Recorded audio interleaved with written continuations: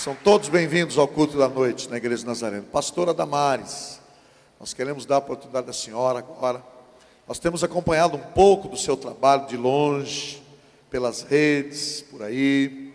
Sabemos um pouquinho do que você pensa e do que você prega. Qual é a sua preocupação? Família, criança, gente. Então é uma alegria recebê-la aqui hoje pela primeira vez, pastora. Sei também que a senhora tem uma veia política, porque assessora com muita categoria o senador Magno Malta, não é isso? Então, para nós aqui da Igreja Nazareno de Rio Preto, é uma alegria recebê-la. Esteja bem à vontade. Tá bem? Deus abençoe muito. Muito obrigado. Amém, pastor. Uma alegria, pastores, estar aqui. Eu sou pastora. A minha igreja ordena mulheres. Fui ordenada muito cedo pastora. Eu sou advogada, sou educadora e trabalho de segunda a sexta no Senado Federal. Eu sou assessora jurídica no gabinete do senador Magno Malta, mas eu assessoro parlamentares cristãos e não cristãos que estão fazendo um enfrentamento na defesa da família. Até alguns anos atrás eu trabalhava apenas com parlamentares evangélicos. Nessa legislatura nós temos 91 deputados federais evangélicos no Brasil eleitos e 5 senadores.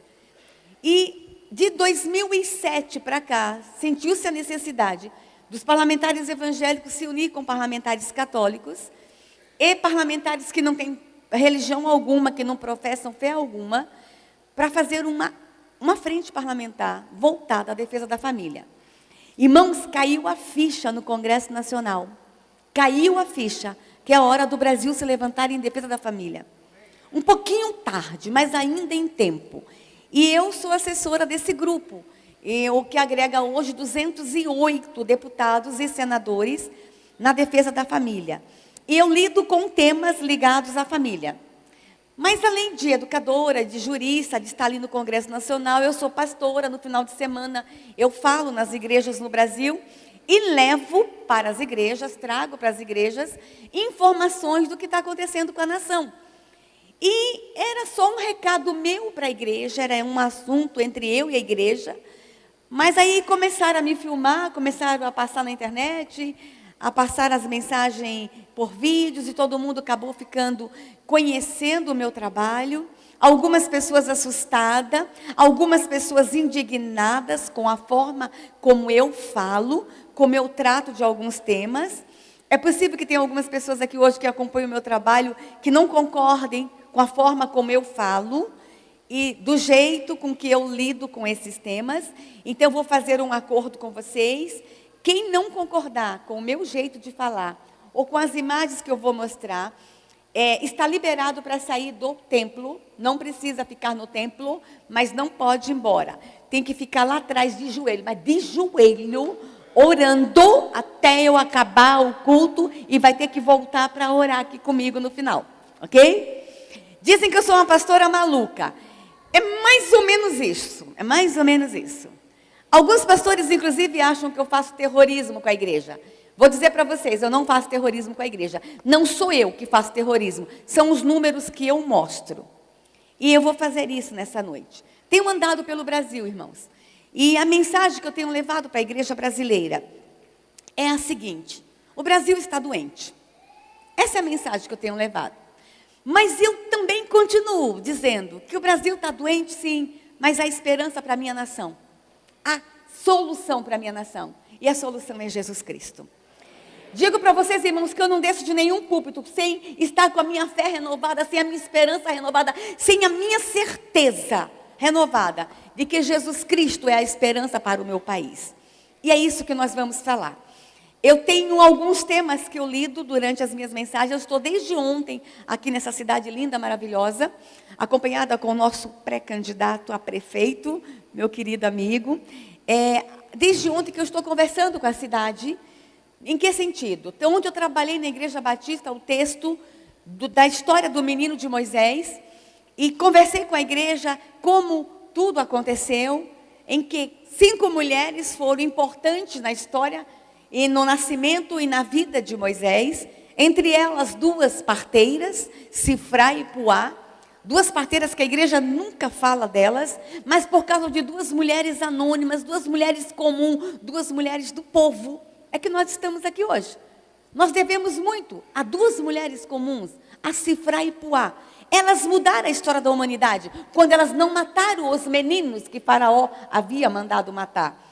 E isso me ensina que qualquer pessoa, quando se coloca na dependência da vontade de Deus, pode mudar a história dessa nação, pode mudar os rumos da humanidade. Duas mulheres comuns. E depois aparece a mãe de Moisés, uma mãe carinhosa, uma mãe zelosa, que protegeu o bebê. E depois na história a gente encontra a irmã de Moisés. E por último a gente encontra a princesa, a filha de Faraó. Mulheres de idade diferente, posições diferentes, atividades diferentes, usadas para salvar o menino Moisés. E hoje de manhã eu trabalhei um texto com a Igreja Batista, está em Provérbios 31:8, que diz o seguinte: abre a tua boca em favor dos que não podem se defender. Provérbios 31:8. Em qualquer versão que os pastores lerem esse versículo, vai estar lá uma ordem muito clara. Abre a tua boca, usa as palavras, erga a voz em defesa dos que estão destinados à morte. E é uma ordem de Deus para a igreja de hoje. E é uma ordem que requer movimento, requer tomada de postura, requer posição. É uma ordem que não é dada para covardes. É uma ordem que é dada para corajosos. Abre a tua boca em favor dos que não podem se defender. E eu tenho feito isso no Brasil. E eu tenho aberto a minha boca em defesa das crianças brasileiras. E quero trabalhar com vocês um texto nessa manhã, nessa noite, que está no livro de 2 Reis, no capítulo 11. Depois que eu vi essas crianças aqui na frente, eu tinha preparado um outro texto para essa noite, mas o Senhor falou ali quietinho comigo no meu coração. Fale novamente sobre o menino Joás. Vamos falar sobre Joás nessa noite. Não precisa ficar de pé, não. Livro de 2 Reis, capítulo 11, diz o seguinte: vendo Atália, mãe de Acasias, que seu filho era morto, levantou-se e destruiu toda a descendência real. Mas Joseba, uma princesa linda, maravilhosa, filha do rei Jorão e irmã de Acasias, tomou a Joás, filho de Acasias, e o furtou dentre os filhos do rei, aos quais matavam. E pôs a ele e a sua ama numa recâmara interior. E assim o esconderam de Atália, e não foi morto. E o Joseba o teve escondido na casa do Senhor 6 anos. Neste tempo, Atália reinava sobre a terra. No 7º ano, mandou Joiada chamar os capitães dos cários e da guarda, e os fez entrar à sua presença na casa do Senhor. Fez com eles uma aliança, e os ajuramentou na casa do Senhor, e lhes mostrou o filho do rei. Amém? Vamos orar? Deus, obrigado por ter me trazido a essa igreja. Obrigado, Deus, pelo encontro com esses irmãos. Agora, Pai querido, me usa como o Senhor planejou lá na glória. Talvez o pastor dessa igreja esteja achando que foi ele que organizou essa agenda. Eu sei que não foi, Deus. E era um dia que eu não podia estar aqui.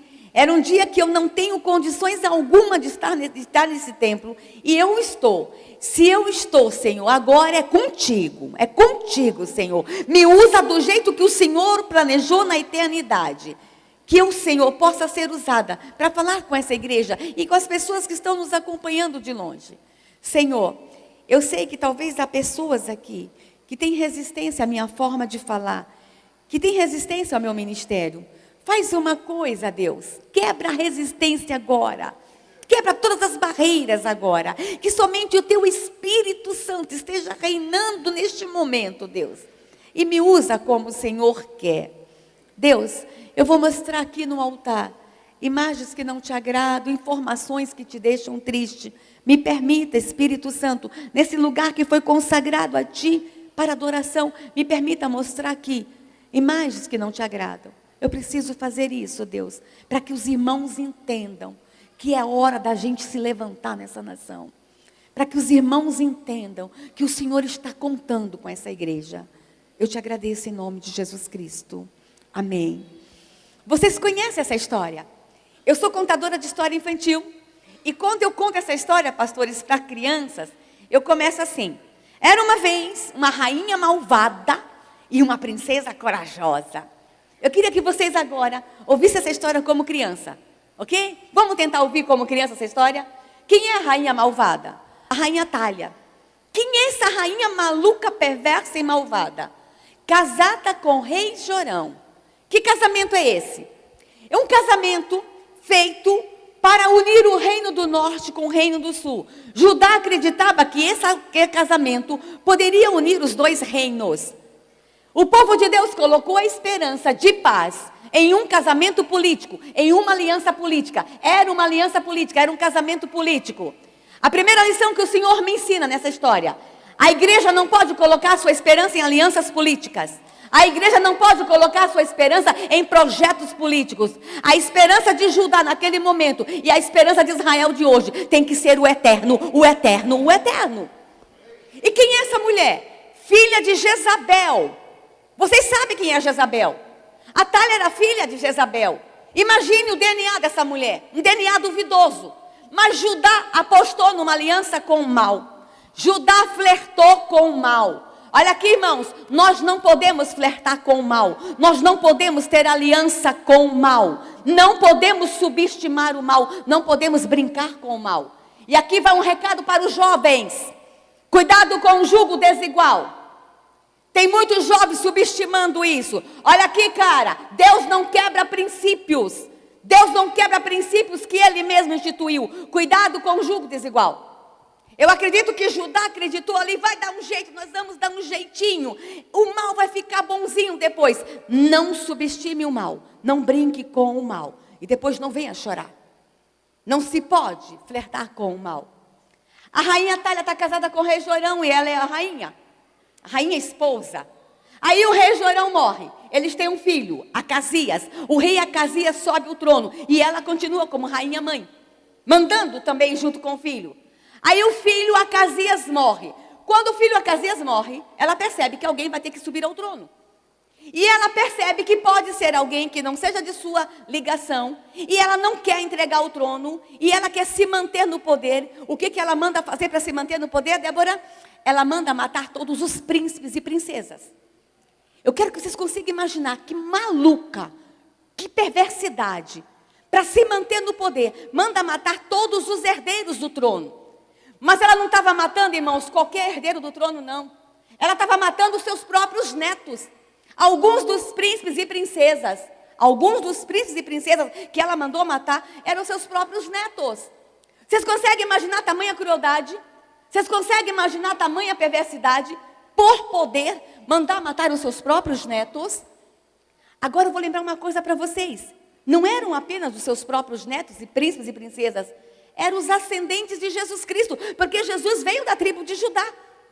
Eu quero dizer para vocês que se aquela mulher maluca tivesse conseguido matar todos os herdeiros do trono, você não estaria aqui hoje. Olha só, o coração perverso de uma única mulher podia ter mudado todo o rumo da humanidade. Uma única mulher pode mudar toda a história de uma nação, toda a história de uma cidade, toda a história da humanidade. Uma mulher malvada, perversa. Mas a história me fala que aparece uma outra mulher, não malvada, mas uma mulher generosa, uma mulher extraordinária. Quem é essa mulher? A princesa Joseba. Vocês leram comigo? Ela é meio-irmã do rei Acasias, filha do rei Jorão. Joseba, casada com o sumo sacerdote. É a única vez, irmão Dinho, que a gente encontra na Bíblia o casamento de uma princesa com o sumo sacerdote. Um casamento no mínimo curioso, irmãos. De certo, Joseba deve ter se perguntado algumas vezes: por que será que eu estou casada com o sumo sacerdote? Será que não tinha nenhum príncipe lindo, maravilhoso, no cavalo branco para ela ter casado? Ela casou com o sumo sacerdote? Deixa eu dar aqui um recado para os irmãos. Se tem algum irmão aqui perguntando: por que será que eu estou casada com essa princesa que fala demais? Ou se tem alguma irmã aqui perguntando: por que será que eu estou casada com esse gordo, careca, barrigudo? Deixa eu dizer uma coisa: foi Deus que te deu o seu gordo, careca, barrigudo. Segura ele, o seu casamento. Deus tem um propósito especial para o seu casamento. O seu casamento pode mudar a história dessa cidade. O seu casamento pode mudar a história dessa nação. O seu casamento pode mudar a história da humanidade. Segura a tua princesa aí, segura o teu príncipe careca, barrigudo aí. Joseba estava casada com o sumo sacerdote. E vocês vão entender agora por que ela estava casada com ele. A princesa Joseba morava no templo com seu marido. Ela estava segura, protegida, nada ia acontecer com ela. A rainha malvada não podia fazer nada com ela. Mas ela percebe que a rainha está mandando matar os seus príncipes e princesas. Vocês conseguem imaginar, irmãos, que momento de tristeza e dor foi naqueles dias? Judá vendo os seus príncipes e princesas sendo assassinados. Que história maluca aquela rainha contou para o exército matar os seus próprios príncipes e princesas. Consegue imaginar a mentira que ela contou? Vocês conseguem imaginar que dias tristes? Joseba estava vendo aquilo e Joseba não se conformou. A princesa Joseba sentiu no coração que tinha que fazer alguma coisa. E ela lembrou de um menininho chamado Joás, filho do seu meio-irmão. Portanto, aquele menininho era seu sobrinho. Ela lembrou que aquele menininho estava num lugar que a rainha não sabia onde ele estava. E Joseba resolve, toma uma postura: vou chegar primeiro em Joás. Eu vou chegar antes de Atalha em Joás. Eu vou chegar primeiro. E ela resolve sequestrar o menino. Quando a gente lê aqui na Bíblia que ela sequestrou, a gente não entende o que será que ela fez para sequestrar esse menino. Ela criou uma estratégia. Ela de certo usou carruagens, ela usou cavalos, ela usou homens, ela usou dissidentes do exército para chegar até o menino. Ela tinha um grupo junto com ela. Ela montou um projeto e ela foi lá e sequestrou o menino. Ela sequestrou uma única criança que ia mudar a história de Judá. Olha só, vou dizer uma coisa para vocês. Uma única criança pode mudar a história dessa cidade. Eu estou falando para alguém que está em casa, ou alguém aqui que está dizendo assim: mas na minha igreja, no meu ministério infantil, só tem 4 crianças, eu não quero gastar tempo com 4 crianças. Uma criança vale a pena. Vale a pena investir em uma única criança. Vocês vão entender agora. E ela sequestra o menino. E ela tem que esconder esse menino da fúria da rainha. E ela tem que colocar esse menino num lugar. Não dava tempo dela atravessar as fronteiras e ir para um outro país. Ela tinha que esconder o menino no próprio território. E tinha que ser um lugar seguro. E o único lugar seguro que ela encontrou, e o único lugar seguro naquele momento para esconder Joás, sabe onde era? No templo. A Bíblia me fala que ela esconde o menino na recâmara. E quem que entrava na recâmara, pastores? Apenas o sumo sacerdote. Por que ela estava casada com joiada? Por que você está casada com esse gordo barrigudo? Deus tem projeto no seu casamento. E ela esconde o menino. Deixa eu dizer uma coisa para vocês. A história hoje se repete na minha nação. As crianças do meu país estão correndo risco. Os príncipes e princesas estão correndo risco nessa nação. Os seus filhos, irmãos, estão correndo risco e vocês não imaginam quanto. E vou dizer uma coisa: o Senhor me manda vir aqui hoje numa noite que eu não podia vir, para dizer uma coisa para vocês. Só há um lugar seguro nessa nação para o seu filho. É o templo, é a casa do Senhor, é ao lado do sumo sacerdote. Não existe outro lugar nessa nação para proteger criança. É a igreja. Todas as instituições do meu país falharam. Todas as instituições do meu país estão piradas, pastores. Nós não podemos contar com as instituições do meu país, não. Nós estamos vivendo um momento de instabilidade na nação. Eu sei o que eu falo. Eu trabalho nos bastidores do poder. Eu fui assessora na comissão do impeachment agora no Senado. Eu sei o que eu estou falando. Podemos confiar no legislativo do Brasil? Não. O nosso legislativo está confuso. Presidido por Valdir Maranhão. Pensa! Que loucura! O cara que anula toda uma decisão de um plenário. O nosso legislativo, irmãos, a gente não sabe quem é direita, quem é esquerda lá. Você não sabe quem é o parlamentar que tem dinheiro na meia, quem é o parlamentar que tem dinheiro na cueca, quem é o parlamentar que tem dinheiro na Suíça, quem é corrupto, quem não é. Temos um grupo de parlamentares, sim, sério lá, mas você não conhece o coração de todos eles. Podemos confiar no legislativo do Brasil? Construindo leis das mais absurdas que vocês possam imaginar. Nós temos um projeto de lei lá na Câmara, que é para legalizar a maconha. E o projeto de lei diz o seguinte: cada pessoa poderá plantar em casa 6 pezinhos de maconha. Eu não posso dizer o nome do autor do projeto, não posso. E nem posso dizer que ele é ex-BBB. E nem posso dizer que ele é do Rio de Janeiro. Sua Excelência, seu ex-BBB, escreveu um projeto que cada pessoa poderá ter 6 pezinhos de maconha plantado em casa. E vou dizer uma coisa, e no artigo 21 do projeto dele, projeto 7270/2014, está lá escrito e a igreja não leu. dá-se anistia a todos que estão presos porque venderam maconha. Ele não quer só liberar 6 pezinhos de maconha para cada pessoa. Ele quer anistia para traficante no Brasil. Ah, ninguém leu. E ele escreveu esse projeto em 2014, ano eleitoral. Por que será que ele escreveu esse projeto no ano eleitoral? Vamos começar a questionar, irmãos. Vamos começar a questionar. Meninos que nunca plantaram um pé de alface, se esse projeto passar, vão tudo ter hortinha de maconha em casa.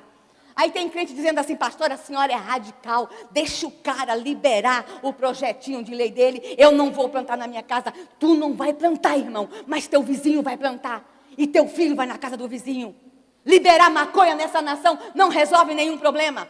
Eu sei que tem um monte de jovem aqui dizendo que tem que liberar, é liberdade. O traficante tem que ter liberdade de vender seu produto, o jovem tem que ter liberdade de fumar seu baseado. Olha aqui, galera, maconha embobece, maconha deixa abestado. A ciência não tem dúvida entre cientistas, mas a ciência já comprovou que maconha faz mal, sim. Tem algumas substâncias que pode usar no medicamento, pode, mas liberar maconha, irmãos, é maluquice. A quem interessa uma geração drogada? A quem interessa um monte de jovem abestado no Brasil? A quem interessa? A qualquer ditadura, nós temos que entender isso. Tem todo um projeto por trás disso. Ah, pastora, mas a Holanda liberou a droga. A Holanda já está revendo a sua legislação. E olha o tamanho da Holanda, pastores. Desse tamanhinho, olha o tamanho do Brasil. Nós temos 16 mil quilômetros de fronteira nessa nação. E nós fazemos, inclusive, fronteira com países que produzem a coca. Pastora, a senhora está falando de maconha ou de todo tipo de droga? O projeto de sua excelência, seu ex-BBB, é maconha. Mas já tem uma proposta no Senado para liberar todos os tipos de drogas. Podemos confiar num legislativo que quer liberar todos os tipos de droga no Brasil? E eu vou dizer uma coisa para vocês, irmãos. Quem é jurista aqui sabe. Há um princípio jurídico que fala retroatividade da lei para beneficiar o réu. O que isso quer dizer? Se liberarmos todos os tipos de droga, os traficantes que estão presos vão pedir a retroatividade da lei. Não vai para a rua só quem vendeu maconha, vai para a rua todos os traficantes. Não falam isso para a igreja. Não falam isso para vocês. Podemos confiar num legislativo desse? Maluco, projetos de leis absurdos nessa nação? Pastora, mas podemos confiar no judiciário? Será que podemos? Sentenças injustas, juízes de primeira instância proferindo sentenças injustas no Brasil. Tivemos uma recente lá no Mato Grosso do Sul, que um juiz autorizou um menino de 10 anos a mudar de sexo no Brasil. A Suprema Corte Brasileira, irmãos, também está parando tudo que tem que fazer. Há um processo na Suprema Corte, parece que eles não têm mais nada o que fazer para decidir se liberam ou não as drogas no Brasil. A Suprema Corte. E dos 11 ministros, 3 já proferiram seus votos. Ministro Gilmar Mendes já proferiu seu voto. Ministro Luiz Barroso já proferiu seu voto. E o ministro Edson Fachin também já proferiu seu voto. Libera-se a maconha. Mas o voto do ministro Gilmar era o seguinte: todos os tipos de drogas. E quem assistiu o voto do ministro Luiz Barroso viu que ele zombou da nação. Ele riu na hora do voto dele. Por mim, liberaria o consumo, o porte, a comercialização de todos os tipos de droga. Mas vou me ater apenas à maconha. Podemos confiar nesse judiciário? Mas vocês já sabem o que a Suprema Corte está fazendo no Brasil também, irmãos? Ela está parando tudo que ela tem que fazer lá para decidir se travestis e transexuais usam os banheiros de nossas meninas no Brasil. Era apenas uma resolução de um conselho. Agora a Suprema Corte também está decidindo isso. Ah, pastora, o que isso tem a ver? Tem tudo a ver com você. Sabe por quê, irmãos? Não pensaram nem na saúde de nossas meninas. Eu sou mãe de menina. A gente pega a nossa menina, a gente ensina a menina a se higienizar. A gente ensina a menina a cuidar da sua saúde íntima. A nossa menina vai no shopping no domingo de manhã, em que um travesti, que acabou de fazer 8 programas numa noite, 82% dos travestis vivem de programa. Esse travesti acabou de fazer 8 programas numa noite e vai no banheiro de uma menina de manhã se higienizar. E travesti faz xixi de pé e menina faz xixi sentada, porque menina nasceu com vagina. É isso, irmãos. Não pensaram nem nas nossas meninas, nem na saúde de nossas meninas. Está lá a Suprema Corte para decidir se eles usam ou não os banheiros de nossas meninas. E vou dizer uma coisa, pastor. A resolução do conselho era apenas para escolas, mas a Suprema Corte está decidindo todos os banheiros públicos, inclusive das igrejas. E aí? Nós estamos prendendo homens no Brasil inteiro, irmãos, com batom na porta de banheiros femininos, passando batom, fingindo ser transexuais, tarados, fingindo ser transexuais, passando batom para entrar em banheiro de meninas, para abusar de meninas. Podemos confiar na Suprema Corte? Ah, pastora, mas podemos confiar no Poder Executivo, será? Políticas públicas ineficientes, políticas públicas que não deram certo no Brasil. A nossa educação está um caos. Chegou um relatório para nós do Senado, 36% das crianças brasileiras estão chegando no 4º ano sem saber ler, sem saber escrever. Tem professor aqui no auditório? Alunos chegando na 8ª série sem saber quanto dividir. Estou mentindo, professores? Esse dia um professor universitário disse, mas na universidade também tem muita gente analfabeta. A educação está um caos no meu país. Vocês não têm ideia, irmãos, do que está acontecendo com a educação no meu país. A saúde está um caos. Nós não demos conta de acabar com o mosquitinho.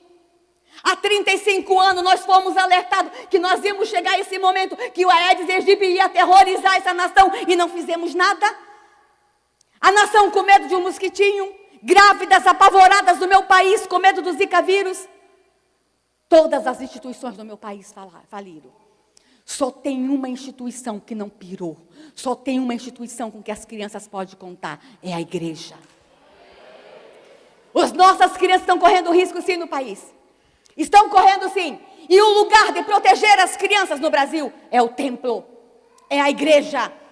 Que vocês saiam daqui com isso na cabeça. Talvez alguns pais aqui vão dizer para mim assim, pastora, é muito fácil a senhora falar, mas meu filho de 12 anos não quer vir mais para a igreja. Eu vou perguntar uma coisa, que raio de pai e mãe tu é, que tu não consegue trazer um filho de 12 anos para a igreja? O lugar do teu filho é no templo. Irmãos, vamos voltar para a história? A princesa Josefa pegou aquele menininho e cuidou dele por 6 anos no templo. Ela e o sumo sacerdote. Vocês conseguem imaginar o que foi aqueles 6 anos em Judá? Judá achava que todos os príncipes e princesas estavam mortos. Não havia mais esperança em Judá. Eles não tinham mais um rei. Eu acredito que eles não dançavam mais na rua. Eu acredito que eles não cantavam mais, não tocavam mais suas harpas. Eles não tinham mais um rei. Mas eles não sabiam que a esperança deles estava lá no trono. Estava lá na igreja. O Brasil vai ter que aprender logo, logo que a sua esperança está aqui. 6 anos aquele menininho ficou no templo. Consegue imaginar o trabalho que aquele menininho deu para os pastores? Consegue, pastores? Quem era Joás? Um menininho cheio de traumas emocionais. Quem era ele? Filho do rei Acasias. Seu pai estava morto, todos os seus primos foram assassinados e a sua avó queria matá-lo. Quem era aquele menininho? Um menininho cheio de problema. Igual muitos menininhos que vocês conhecem e que vocês não querem investir. Sabe aquele Joazinho que você passa na boca do crack, ali na Cracolândia, e você vê o menininho se drogando e você fala, esse aqui não tem mais jeito? Tem jeito sim para Joás. Sabe aquela menininha que está se prostituindo no Brasil, e você passa por ela e fala, é filha de prostituta, ela está se prostituindo, essa aqui não tem mais jeito? Tem jeito sim. E sabe aonde que tem jeito para eles? No templo, ao lado do sumo sacerdote. Há esperança para Joás. E a Thalia hoje, irmãos, está reinando. E a fúria dela é tamanha como no passado. E a Thalia hoje tem outros nomes no meu país. Um dos nomes dela é pedofilia. Um outro nome dela é ideologia de gênero. Um outro nome dela é aborto. Outro nome é droga. A Thalia hoje está alcançando os príncipes e princesas do Senhor através de outras armas. O menininho Joás ficou 6 anos no templo. Mas eu quero dizer uma coisa para vocês que eu aprendi aqui. Ele não ficou apenas sendo protegido no templo. Sabe o que o sumo sacerdote e Joséba fizeram com Joás 6 anos? Eles, além de proteger, pastores, eles treinaram Joás para governar sobre a sua terra. Uau! O que o Senhor Deus me ensina com isso? Que a igreja de hoje não tem apenas que cuidar de criança. Que a igreja de hoje não tem apenas que ter salinha com desenho e massinha para a criancinha ficar lá brincando durante o culto. A igreja de hoje está se levantando para treinar os Joás que vão governar sobre o Brasil. Acabou a brincadeira na igreja.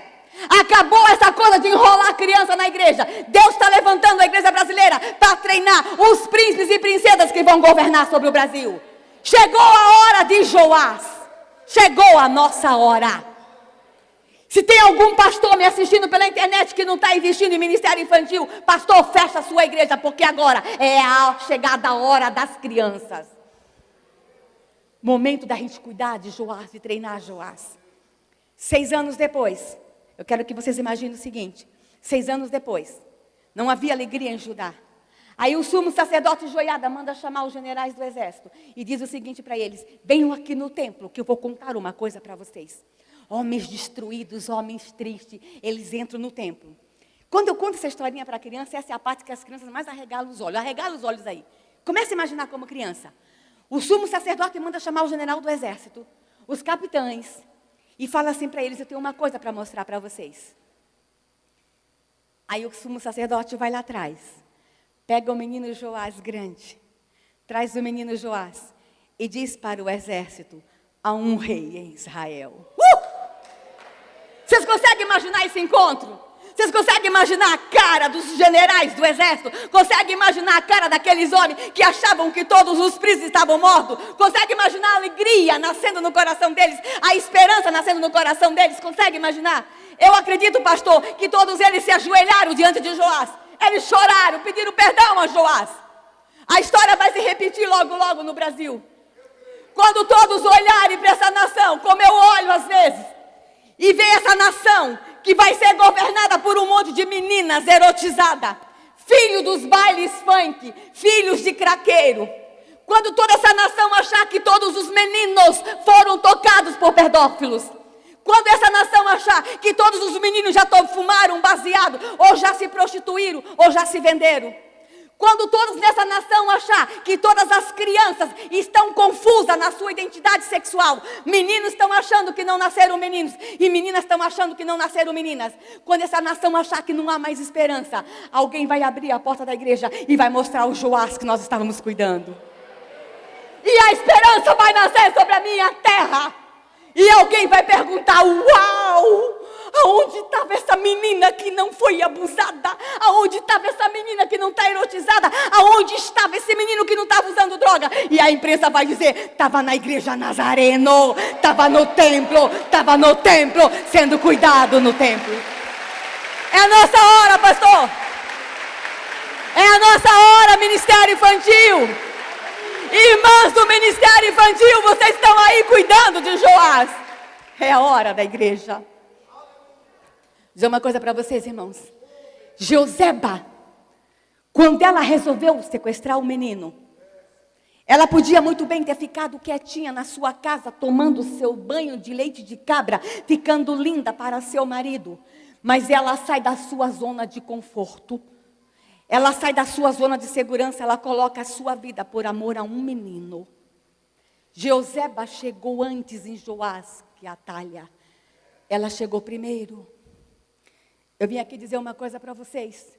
Cheguem primeiro nas crianças. O que eu tenho a ver com isso? Você tem tudo a ver com isso.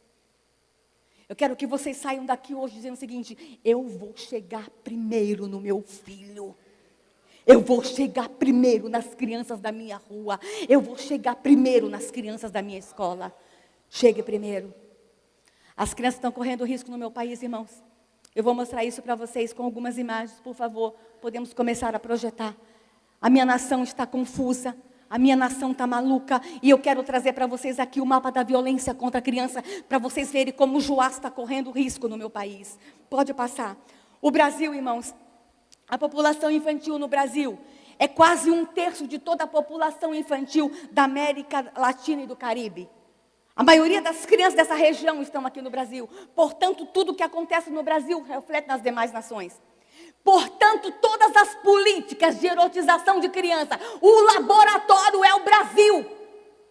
Todos os programas de erotização de criança de televisão, o laboratório é o Brasil. Porque se der certo no Brasil, eles estão copiando nos demais países. A importância da gente cuidar da criança brasileira e dar lição para os demais países da América Latina e do Caribe. Pode passar. Olha aqui, no meu país, irmãos, existem coisas que vocês não acontecem. Essa é a imagem que eu tenho que assistir todos os dias. Eu trabalho no gabinete de um senador que ele é um ícone na defesa da criança. E como o povo não sabe mais a quem recorrer, as denúncias chegam lá no nosso gabinete. Todos os dias, irmãos, eu tenho que ver imagens como essa.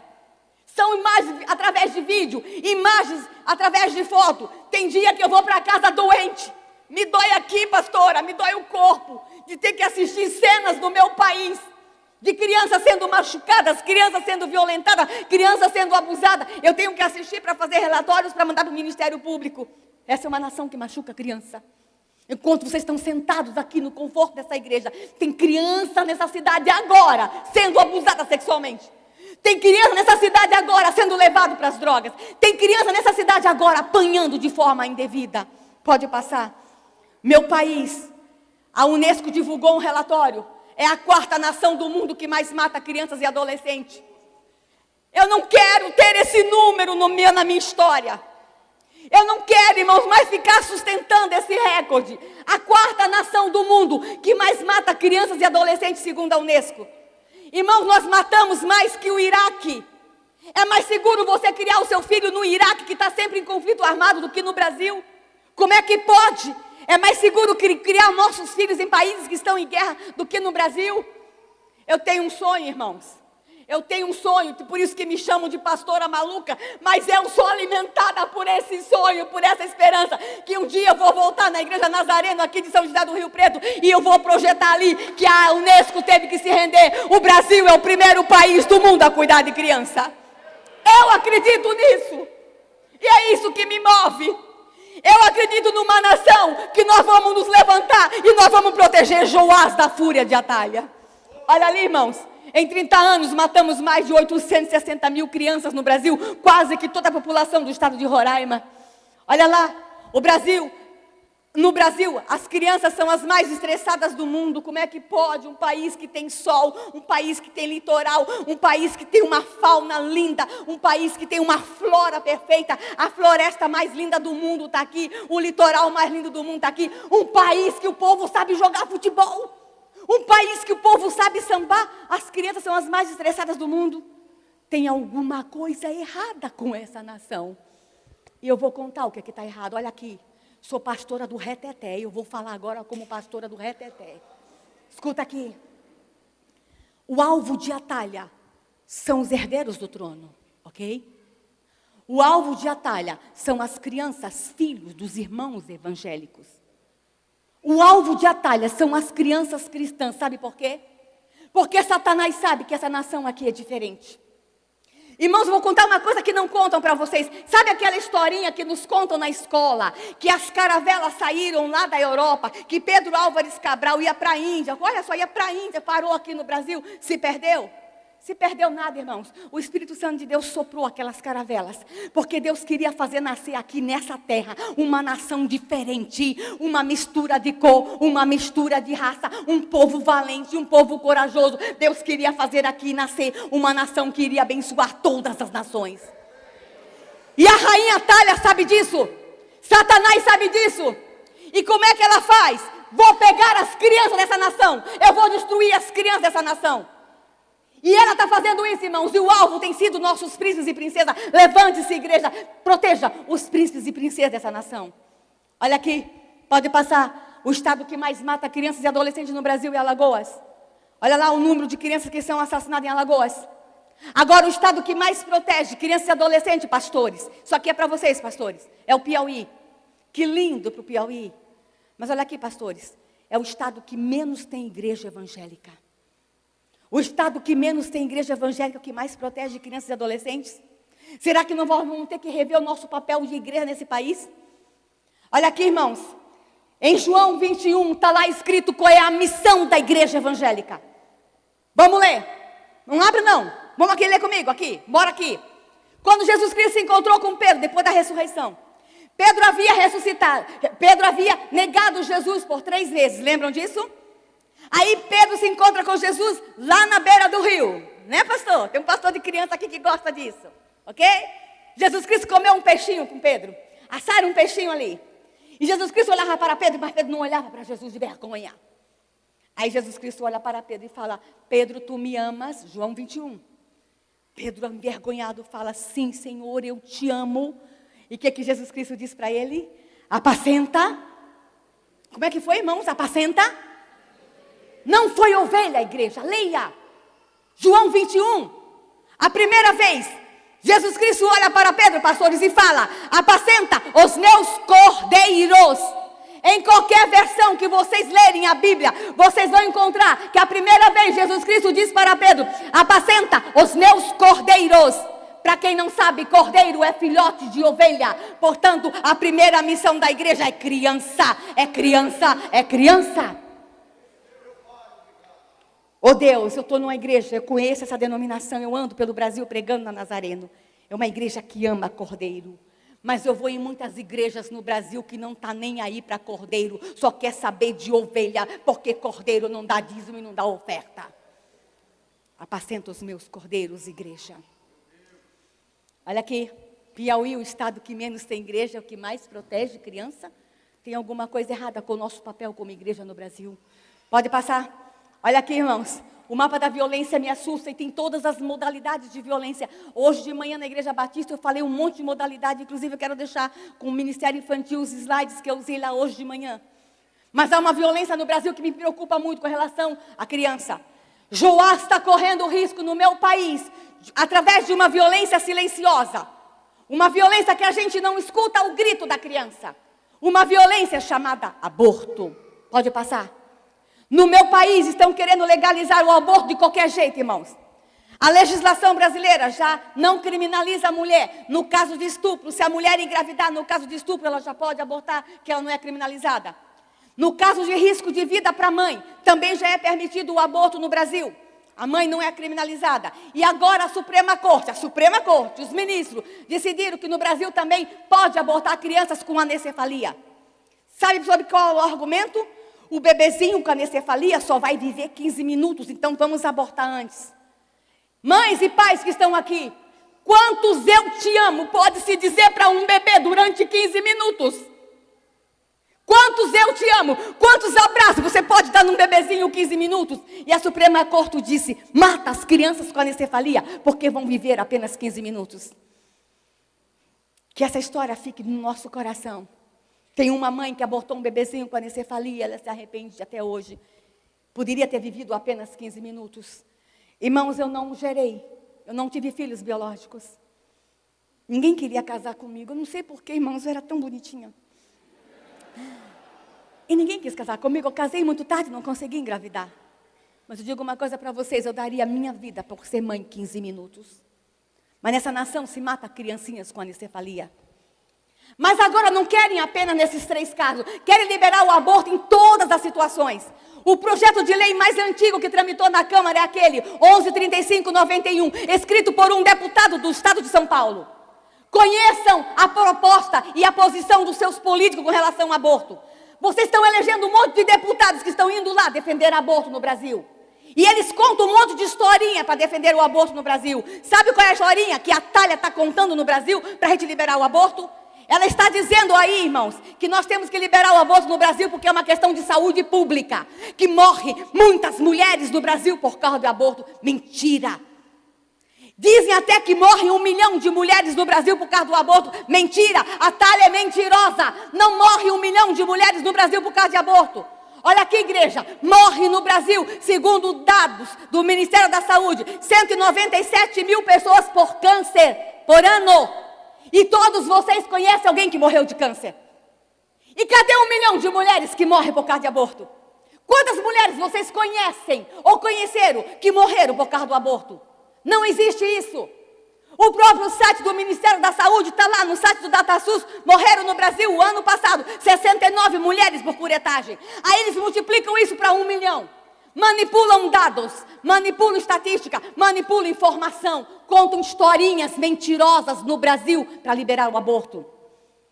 Joseba, se levante, em frente à Thalia e diga a ela: tu és mentirosa. Olha aqui, igreja, e eles contam essa historinha para a igreja, estão chamando a gente de burro, a gente não sabe fazer conta não. Cadê os atestados de óbitos? Cadê os túmulos? Quer dizer que a cada 10 anos morrem 10 milhões de mulheres por causa de aborto no Brasil? Que loucura, irmãos. São mentirosos. Mas eles são tão mentirosos que eles colocam isso publicamente. Eu vou mostrar já para vocês a outra história que querem liberar o aborto no Brasil. Sabe qual é a história? Direito da mulher decidir sobre o seu corpo. Sabe qual é a frase do momento? Meu corpo, minhas regras. A nova fase da frase feminista: me respeite, meu corpo e minhas regras. Concordo. O corpo é dela. Ela faz o que ela quiser com o corpo dela. Ela dê para quem ela quiser. Ela venda para quem ela quiser. Mas o que está dentro da barriga dela não é corpo dela. É outro corpo. E ela não pode decidir. E nós temos que ter a coragem de falar sobre isso. São hipócritas. Vão para a rua defender aborto. Irmãos, vou falar uma coisa para vocês. Vocês já viram no Brasil uma marcha de fetos e embriões com cartaz "Me aborte"? Você só vê grandinho, adulto, com cartaz liberando o aborto. Hipócritas já nasceram e agora defendem o aborto. Pastora, a senhora está exagerando. Um governador do Rio agora, um ex-governador, trouxe a proposta, porque nós temos que liberar o aborto no Brasil. Sabe qual é a proposta? Vamos liberar o aborto no Brasil para acabar com a violência. Se a gente liberar o aborto no Brasil, vai parar de nascer bandido nas favelas. O que ele quis dizer? Que criança pobre já nasce bandida? Quem conhece criança pobre é a igreja do Nazareno. E nós sabemos que criança pobre são príncipes e princesas na mão de Deus. Palhaçada, irmãos. Aquele projeto de lei que não falam para vocês, havia uma emenda no 1135/91 que ia permitir o aborto até o 9º mês no Brasil. Pastora, a senhora está exagerando. Não, nos Estados Unidos já é permitido fazer o aborto até 9 meses. Já tem cidades americanas que faz o aborto até um dia antes do parto.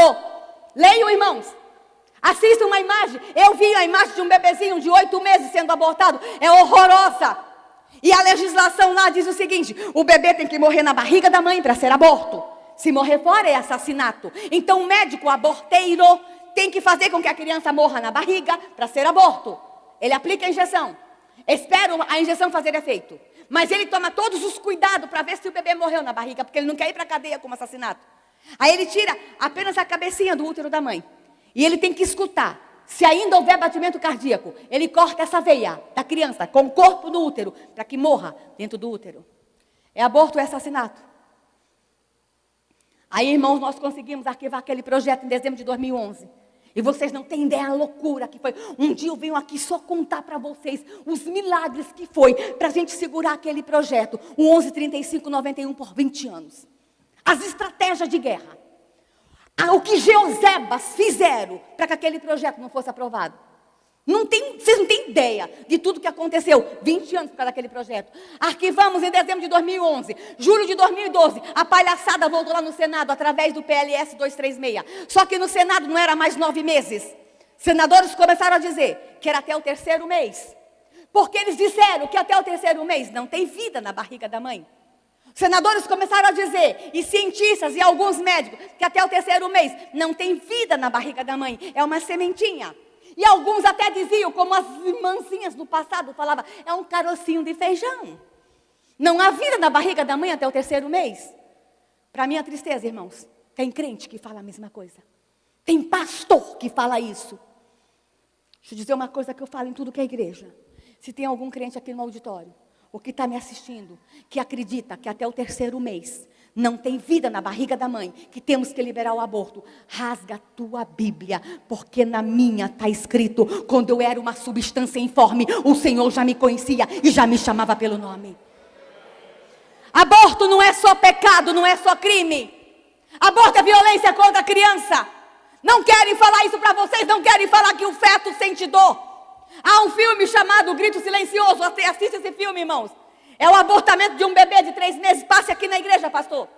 Desliga todas as luzes e passe esse filme aqui na igreja. O médico conseguiu filmar o abortamento, uma ultrassom de um bebê de 3 meses de gestação. Quando o aparelho entra no útero, ele luta com o aparelho porque ele não quer ser morto. Ele já tem instinto de sobrevivência com 3 meses. E quando o aparelho de sucção pega na perninha dele, que arranca a perninha, a imagem é forte. Ele abre a boca de dor, ele grita na barriga da mãe. É o grito silencioso. É o grito que a igreja não escuta. É o grito que os deputados e senadores não escutam. Mas é o grito, pastores, que o Senhor Todo-Poderoso escuta lá no céu. E eu vou dizer uma coisa. E Deus não suporta mais o gemido das crianças brasileiras sendo abortadas. Talvez tenha alguém aqui no auditório que passou pelo aborto. E eu trabalho com o tema, eu sei porque que a mulher brasileira aborta. É na hora do desespero. Muitas mulheres ficam sozinhas, porque o homem só é macho no Brasil para fazer filho e larga as mulheres sozinhas no Brasil. Na hora do desespero, oferece para a mulher o aborto como solução. E diz o seguinte para a mulher: aborte que você não vai ser mais mãe. Olha aqui, irmãos, vou contar uma coisa para vocês. O aborto não impede a mulher de ser mãe. O aborto a transforma na mãe de um filho morto. Porque a mulher já é mãe quando ela concebe. É forte falar isso, mas eu preciso falar isso. Se alguém aqui passou pelo aborto, deixa eu dizer uma coisa nessa noite. O Senhor Jesus Cristo morreu pelos seus pecados. O Senhor Jesus Cristo perdoa. O Senhor Jesus Cristo te lava. O Senhor Jesus Cristo cura as tuas dores, os teus traumas. Mas nessa noite o Senhor Jesus Cristo quer que você saia aqui como Joseba. Ninguém toca mais Joás no ventre materno dessa nação. Aborto é uma arma contra a criança e uma violência contra a mulher. Aí, irmãos, aquele PL 236 nós arquivamos, começo de dezembro de 2014. Mas vocês pensam que a rainha perversa dorme? Final de dezembro de 2014, apresentaram uma outra sugestão lá no Senado, a sugestão 15 de 2014. Sabe quem escreveu, pastor, essa sugestão 15? Um jovem que também escreveu para liberar a maconha, escreveu para liberar o aborto no Brasil. E ele teve assinatura de 20 mil jovens com ele e apresentaram a sugestão no Senado. E cadê as 20 mil assinaturas dos jovens evangélicos da Igreja Nazareno que não mandaram para o Senado contra o aborto? Saiam da sua zona de conforto. Cheguem em Joás antes do aborto. Olha ali.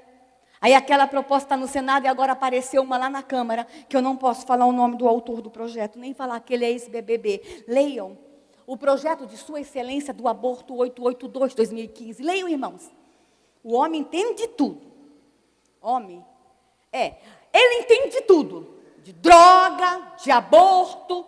E a proposta dele agora de aborto diz o seguinte, que dependendo do tamanho do feto, o aborto pode ser feito em qualquer estado gestacional. De novo, a palhaçada de 9 meses. E estão dizendo que vão liberar o aborto no Brasil até o final do ano por causa das crianças com microcefalia.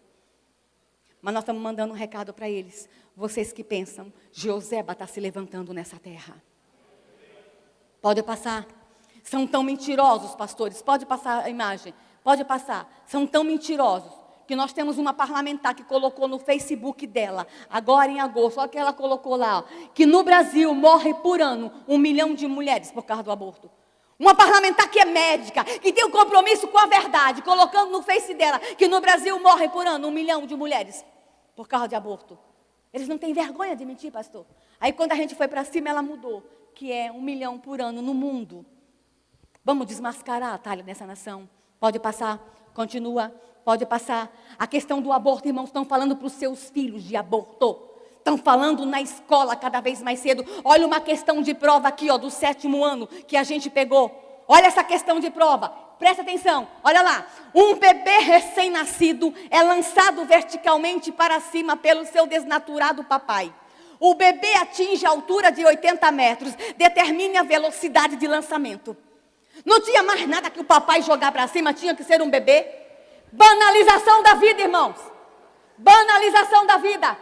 E nós temos que nos levantar. E nós temos que denunciar. Nós temos que ter a coragem de Joseba e dizer: Atalha, seu reinado nessa terra está com os dias contados. Passa. Pode passar. Agora querem aprovar o aborto de criança com microcefalia. Sabe por quê? Porque incomoda ver uma criancinha com microcefalia. Deixa eu mostrar uma foto para vocês, pode passar. Eu quero trazer a foto da minha princesa. Pastor, e os advogados que estão entrando com a proposta no Supremo Tribunal para liberar o aborto de criança com microcefalia? O líder deles é evangélico. Um líder evangélico liderando o movimento para abortar crianças com microcefalia. E já há uma denominação no Brasil que já liberou os membros a abortar criancinhas com microcefalia. Irmãos, o assunto é grave, O deputado Osmar Terra, que hoje é ministro, que foi nomeado no ministro agora, o ministro da Ação Social, ele fez uma projeção. Se nós continuarmos crescendo como estamos, 17% por semana, no caso de microcefalia, vamos chegar em dezembro de 2016 com 100 mil crianças brasileiras com microcefalia. O que fazer com essas crianças? Será que Deus não vai nos colocar na prova agora? Será que Deus não deu tanta riqueza para a igreja evangélica brasileira? A igreja evangélica brasileira é rica, muito rica. Eu vou à igreja evangélica que vocês não imaginam aí no Brasil. Igrejas milionárias, pastores ganhando salários milionários no Brasil. Será que Deus nos fez uma igreja rica? Porque nesse momento Deus ia dizer: abram os seus templos para fazer alojamento de crianças com microcefalia? Será que não é a hora da gente provar a que viemos? Deixa eu mostrar uma foto para vocês, pode passar, pode passar. Essa é uma criancinha com anencefalia, com 4 anos. E a Suprema Corte diz que só vive 15 minutos. Ruama, desafiando a lógica, desafiando a ciência, desafiando o judiciário, desafiando a nossa fé. Pode passar. Ruama é linda, pode passar, pode passar. Ela interage, ela ama, os pais são felizes com ela, pode passar. Ela tem direito à vida. Ela tem direito à vida. E há muito crente que não gosta de ver uma criancinha com o rostinho assim porque incomoda. Então, crente, não vá para o céu não. Porque no céu está cheio de ruama. No céu está cheio de criança com microcefalia. No céu está cheio de criança com anencefalia. Não vá para o céu. Deus ama todas as crianças. E vou aqui dar um recado para vocês de pastora do Reteté. A partir de hoje, não fale gravidez indesejada. No mundo espiritual, as palavras têm um efeito. Fale gravidez inesperada. Não existe nenhuma criança indesejada por Deus. Passa. Pode passar. Agora, já tem 2 cientistas italianos falando de aborto pós-parto. O que ele quer dizer? Que a criança vai nascer e ela tem 2 horas para viver e os pais terão 2 horas para decidir se a criança vive ou se morre. Aborto pós-parto. Já está em revista científica. Se liberarmos o aborto até 9 meses no Brasil, logo um parlamentar maluco vai apresentar uma proposta para a gente liberar no Brasil o aborto pós-parto. Não duvidem disso. Chega, igreja, pode passar. Existe uma outra violência contra a criança no Brasil. Irmãos, ali tem vida? Amém? Deixa eu mostrar uma outra imagem que não tem vida, pode passar. Ali não tem vida. Ali não tem direito da mulher. Ali não tem direitos humanos. Ali não tem combate à violência. Ali tem dor, tem sofrimento, tem sangue, tem gemido, tem crueldade. Vou contar uma coisa para vocês, irmãos. Olhe bem para mim. Eu sou pastora do Reteté e eu tenho umas coisas assim com Deus, só eu e Ele. O Deus que eu sirvo é um Deus tão amoroso e que ama tanto as crianças. Eu não consigo ver o meu Deus, pastor, sentado no trono, enquanto uma criança brasileira tem o seu corpo arrancado do útero materno. Diante dessa cena eu vejo Jeová em pé no trono. E eu vejo Jeová chorando. E está acontecendo uma outra coisa que eu vejo que está acontecendo no céu. Os anjos estão tudo em volta de Jeová. Estão dizendo o seguinte: Jeová, deixa a gente descer no Brasil, Jeová. 1 milhão de bebês sendo trucidados. E Jeová está tendo trabalho para conter os anjos. Mas Ele está segurando e está dizendo: vocês não vão precisar descer, porque a minha igreja naquela nação vai se levantar. Levante-se, Joseba. Aborto é uma arma que a Thalia está usando contra nossas crianças. Pode passar. Pode passar. Adoção.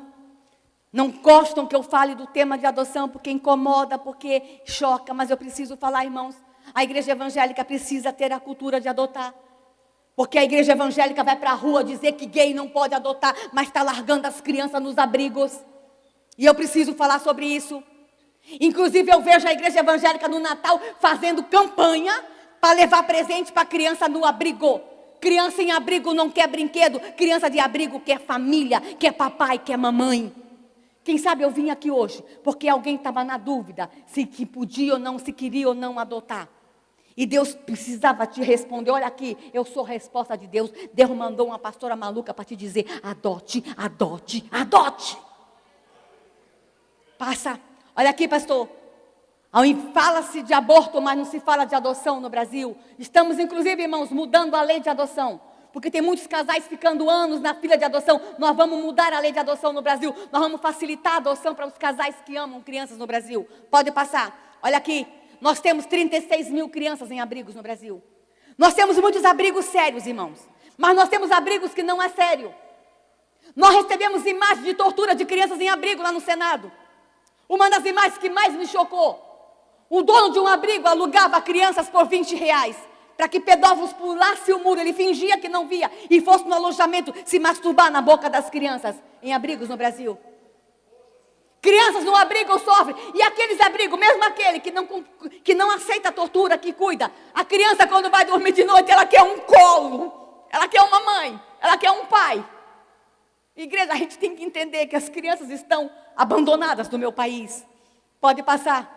Pode passar, pode passar. Há uma outra violência que eu quero falar para vocês. Pode passar, não vou demorar. O pastor disse que eu só tenho 3 horas. Pode passar. Há uma outra violência no Brasil que eu preciso dizer para vocês. É a violência contra as crianças tradicionais. Presta atenção, irmãos. As crianças do meu país não correm risco só no ventre materno. Não correm risco só na rua. Não correm risco só nos abrigos. Elas correm risco em suas comunidades tradicionais. E eu vou começar a falar de uma criança que talvez vocês nunca ouviram falar, pode passar. Eu quero falar para vocês da criança cigana. Cigano é mesmo trapaceiro? Irmãos, quantas vezes você passou por um acampamento cigano e você parou seu carro para abraçar uma criança cigana? Você sabia que quando você passa perto de um acampamento cigano, dentro da tenda tem um joás, tem um ciganinho lá que às vezes está com dor de dente, com dor de barriga? Mas a gente passa pelos acampamentos ciganos no Brasil e a gente não está nem aí porque cigano é trapaceiro no Brasil. Há preconceito contra a comunidade cigana no Brasil. Cigano é mentiroso. A igreja não está nem aí para as comunidades ciganas no Brasil. E eu descobri coisas, irmãos, com relação às crianças ciganas que me incomodam. Crianças ciganas apanham nas ruas do Brasil só porque nasceram ciganas. Há bullying contra crianças ciganas no Brasil. Os menininhos ciganos no Brasil, quando vão para a escola, tem que tirar o anelzinho de cigano, esconder no bolso, porque se chegar na escola falando que é cigano, eles apanham. Como é que pode uma nação que permite bater em criança só porque nasceu cigana? Não dá, irmãos. Está na hora da gente fazer uma revolução nessa nação.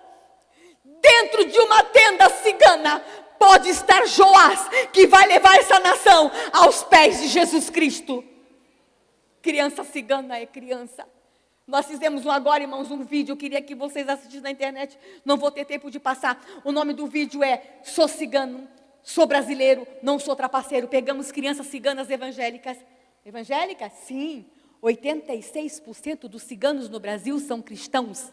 E a maioria é evangélicos. Temos 200 pastores ciganos no Brasil. Nesse exato momento, em acampamentos ciganos do Brasil inteiro, eles estão cultuando a Deus. Pegamos a criança cigana, levamos para um estúdio e mandamos elas abrirem o dicionário brasileiro. E elas, sem elas saberem, para elas lerem a palavra cigano. Quando elas abriram o dicionário, o que elas leram? O sinônimo de cigano em nosso dicionário é trapaceiro, mentiroso, enganador. Dicionário brasileiro. As crianças ciganas já nascem sob estigma que são trapaceiras. São príncipes e princesas. E temos que ter um olhar especial para a criança cigana. Pode passar. No meu Brasil nós temos, irmãos, 1.200.000 ciganos. Só temos 790 mil índios e 1.200.000 ciganos. Sabe qual foi a única nação do mundo que teve um presidente da república cigano? O Brasil. Juscelino Kubitschek era cigano e não falava que era cigano. Porque o cigano brasileiro tem vergonha de falar que é cigano porque ele é chamado de trapaceiro e mentiroso. Vamos ter que rever a cultura entre nós. Vamos ter que rever valores entre nós. Olha ali, pode passar. A criança cigana, ela já nasce no Brasil hostilizada e estigmatizada. As crianças ciganas estão ausentes das escolas e nós temos uma lei que a criança cigana pode estudar na escola quando ela chegar. Eles são nômades, elas podem chegar na cidade, são matriculadas, é lei, mas elas não vão para a escola porque elas apanham nas escolas. As crianças ciganas presenciam um conflito entre os grupos, há conflito entre os grupos ciganos, e a criança cigana tem que conviver com conflitos e hostilidade da polícia no Brasil. Vocês sabiam que a mulher cigana é estuprada na rua e ela vai fazer boletim de ocorrência e a polícia não faz porque cigana é mentirosa? Eu quero chamar vocês nessa noite a ter um olhar especial para o povo cigano, a ter um olhar especial para a criança cigana. Mas são só as crianças ciganas que sofrem no meu Brasil? Só as crianças no ventre materno? Não. Deixa eu mostrar aqui uma outra criança que sofre no meu país. As crianças indígenas. Irmãos, nós temos 305 povos indígenas no Brasil. Na minha nação, irmãos, fala-se 270 línguas indígenas catalogadas. Mas nós ainda temos no Brasil 40 povos que nós sabemos onde eles estão, mas não foram contactados. Pode imaginar isso, pastor? Em pleno 2016 tem povo indígena que a gente não fez contato. Isso é incrível. Isso é lindo. Olha, irmãos, a pluralidade cultural da minha nação. 305 povos indígenas diferentes, 3 povos ciganos diferentes, fala-se 270 línguas indígenas, uma língua cigana, e se esses outros índios que não foram contactados falarem outras línguas, nós podemos chegar a 300 línguas nessa nação. Uau! Que país lindo! Que pluralidade cultural, a minha nação é linda! Eu não vou entregar essa nação na mão do diabo, essa nação é minha! E essa nação pode adorar Jeová em 300 línguas diferentes. Amem essa nação. Não desistam do Brasil, irmãos, não desistam do Brasil. Não desistam dessa pátria. Amem essa nação. Mas nós descobrimos, irmãos, que dos 305 povos, 40 povos ainda hoje têm que matar suas crianças. O que é isso, pastora? Sim, preciso falar isso para vocês. Alguns povos no Brasil ainda matam suas crianças nos dias de hoje. São em torno de 40 povos. Alguns povos, irmãos, quando a criancinha nasce em gêmeas, eles acham que a alma da criança se dividiu entre o bem e o mal. Eles não sabem por que nasceu gêmeas. Eles têm medo das crianças, eles enterram as 2 vivas depois que nasce. Mas tem um povo na Amazônia que ele acha que o bebê que nasceu primeiro é do bem. Só o segundo, que é o ladrão da alma, só enterra o segundo. Nós temos povos no Brasil, irmãos, que enterram criança que nasce com um dedinho a mais. Eu perdi um bebê que nasceu com um dedinho a mais, porque o povo disse que ele estava quebrado. Criança não quebra. Irmãos, a maioria dos povos que ainda matam as crianças, matam quando elas têm qualquer deficiência física ou mental. Crianças com lábios lepoриnos são enterradas vivas no Brasil em aldeias. Crianças com síndrome de Down são enterradas vivas no Brasil. Crianças que não escutam, crianças surdas, são enterradas em aldeias no Brasil. E vocês lidam com não ouvintes aqui e sabem que eles podem ter uma vida perfeita. Chega, irmãos. E nós temos alguns povos também que matam filhos de mãe solteira. A mãezinha que namorou, que engravidou ou que foi abusada, na hora do parto tem que ir para o mato sozinha. Parto solitário. E depois que o neném nasce, ela tem que enterrar a criança viva. E por que enterra viva a maioria dos povos? Para sufocar a maldição tem que ser sufocada. Imagine uma menina de 13 anos sozinha parindo no mato. E depois enterrar o bebê. E volta para a aldeia com o peito vazando de leite, sangrando ainda. E não pode nunca mais falar do bebê. Criança enterrando criança. Imagine agora, nesse exato momento, uma mãe indígena abrindo um buraco numa floresta brasileira e enterrando um bebê porque não sabe o que fazer com ele. Você acha que essa mãe fica feliz? Índio é gente. Índio tem sentimento. A mãe indígena sofre. Imagine uma mãe de um bebê de 1 ano lindo e ela descobre que ele é surdo e o pajé manda enterrar porque é uma maldição. As mães indígenas estão se suicidando no Brasil porque elas não querem matar os bebês. Pais indígenas se suicidando. Irmãos, a tristeza, a dor, o sofrimento nas florestas do Brasil. E a gente finge que não sabe disso. E a gente vem para o culto no domingo, lindo, perfumado, com a melhor roupa, com o melhor carro. E neste momento tem uma mãe enterrando uma criança no Brasil. Uma nação que enterra a criança viva não é uma nação abençoada. Joás está correndo o risco nas florestas do Brasil. Não são todos os povos. Aí vocês falam assim, pastora, mas o governo não faz nada? Sim, o governo brasileiro diz que isso é cultura. E que o índio tem direito à manifestação cultural. Só que todos os tratados internacionais de direitos humanos e de povos tradicionais dizem o seguinte, a cultura tem que ser preservada, desde que não afete a vida. Mas no Brasil, nem os tratados internacionais, nem a Constituição se obedecem. Eles dizem que o índio tem direito de matar, mas o índio não quer matar. Irmão, sabe por que eles enterram uma criança com deficiência? Porque eles não sabem o que fazer.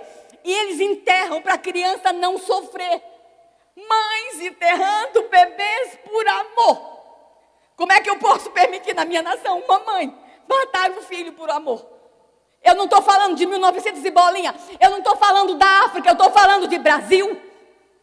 De Brasil. Aí, irmãos, a gente começou a conversar com os índios. Eu descobri isso apenas em 1999. E começamos a falar com o índio, percebemos que os índios não querem matar. E nós começamos a cuidar de criança. E nós abrimos uma chácara lá em Brasília. E nós estamos falando para a mãe índia e o pai índio que não quer matar, fugir. E eles estão fugindo para a nossa chácara. Só porque eu estou acolhendo crianças indígenas e família, eu respondo 3 processos na Justiça Federal. O governo brasileiro fala que eu sequestro índio, que eu sequestro criança indígena. Olha aqui, isso é uma coisa para vocês. Está gravando, né? Deixa eu olhar aqui bem na cara dos antropólogos e da FUNAI. Eu nunca precisei sequestrar uma criança indígena. As mães fugiram. Mas se precisar sequestrar, eu sequestro. Vocês não fariam a mesma coisa? É índio? Não, é criança. É Joás. E precisam ser protegidos no meu país. Escrevemos um projeto de lei, irmãos, em 2007. Projeto de lei 1057 de 2007, para ajudar o índio a salvar suas crianças. E o governo disse que não era para votar o projeto. O projeto ficou 8 anos e 3 meses na gaveta. Em agosto de 2015, colocamos o projeto em votação, porque esse congresso, ele é na maioria conservador, sim. É na maioria cristão, sim. Nós colocamos o projeto para ser votado. Na primeira noite a gente não conseguiu, porque os partidos de esquerda orientaram no painel votar contra o projeto. E o governo orientou votar contra. Dia 27 não votamos.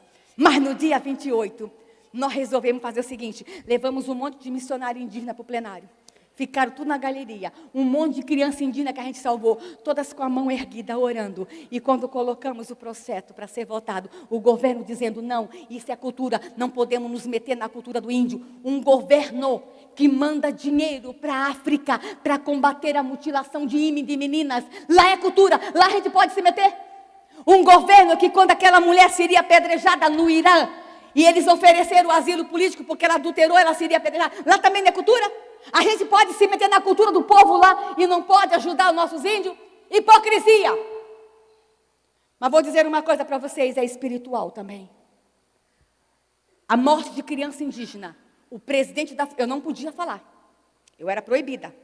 Mas o atual presidente da FUNAI, o João Pedro, deu uma entrevista dizendo o seguinte, que é ritual religioso. Uau! Falou o que eu queria falar.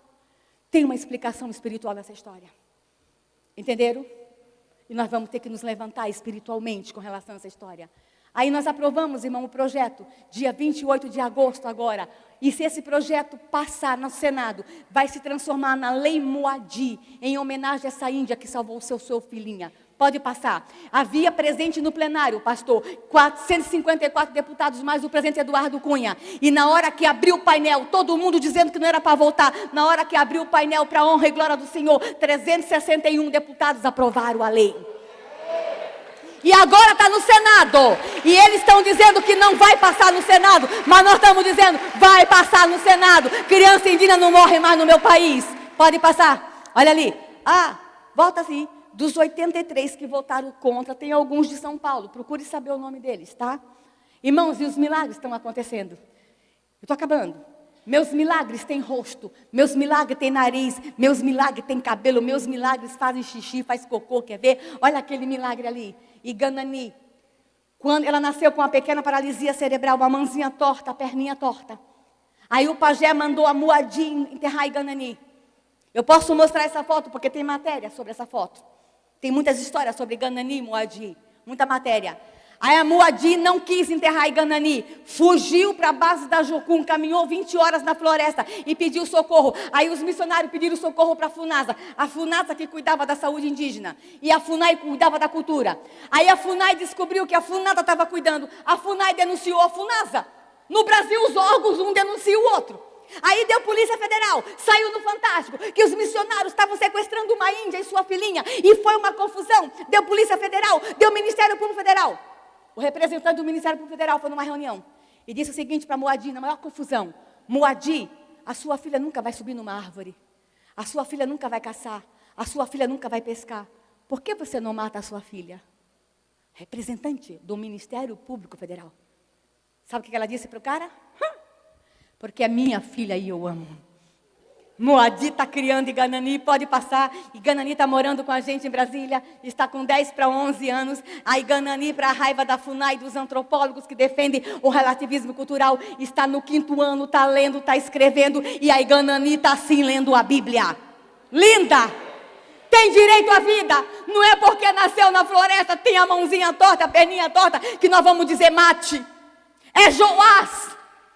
Joás está correndo risco nas florestas do Brasil. Passa. Olha esse outro menininho aqui, irmão, chama-se Amalé. A Iganania do povo Suruahá, Amalé do povo Camaiurá. Ele ficou enterrado por 2 horas. A mãe dele era mãe solteira e enterrou ele. Aí aquela índia chamada Camiru foi no buraco, sabia onde ele estava enterrado. Pediu permissão ao cacique e desenterrou Amalé. Ficou 2 horas enterrado. E ela conta para mim que quando ela chegou no buraco, o buraco estava quieto. Porque quando se enterra uma criança viva, irmãos, ela geme debaixo da terra, ela treme debaixo da terra. É o gemido que vocês não escutam. Mas é o gemido que o Todo-Poderoso escuta. E Deus tem pressa. Deus tem pressa. Deus não suporta mais o gemido de criança cigana, de criança indígena, de crianças no ventre materno sendo abortadas nessa nação. Deus tem pressa. Ela salvou Amalé. Amalé está morando com a gente hoje. É um menino lindo. Pode passar. Eu tenho uma foto, mas essa aí é muito antiga. Está na nossa instituição, está com 11 anos, professor de matemática, está no 7º ano. Esse menino é especial. Eu só peço que vocês orem por ele, porque a Amalé está torcendo pelo Flamengo agora. Isso me preocupa muito. Amalé tem o direito de torcer por qualquer time de futebol. Amalé tem direito à vida. Amalé pode jogar futebol. Amalé é criança. Amalé tem direito à vida. Pode passar. Continua. Essa menininha, irmãos, filho de uma princesa. A mãe dela tem aqui a pintura de princesa. Ela parou de andar e não podia ficar na aldeia. Ficou 3 anos morando numa cabaninha escura, porque o povo não podia ver a maldição. Olha a maldição. Olha que rosto lindo. Neta do cacique Cotoque, um cacique que nos ajuda a salvar a criança no Brasil. Ele não deixou matar a neta.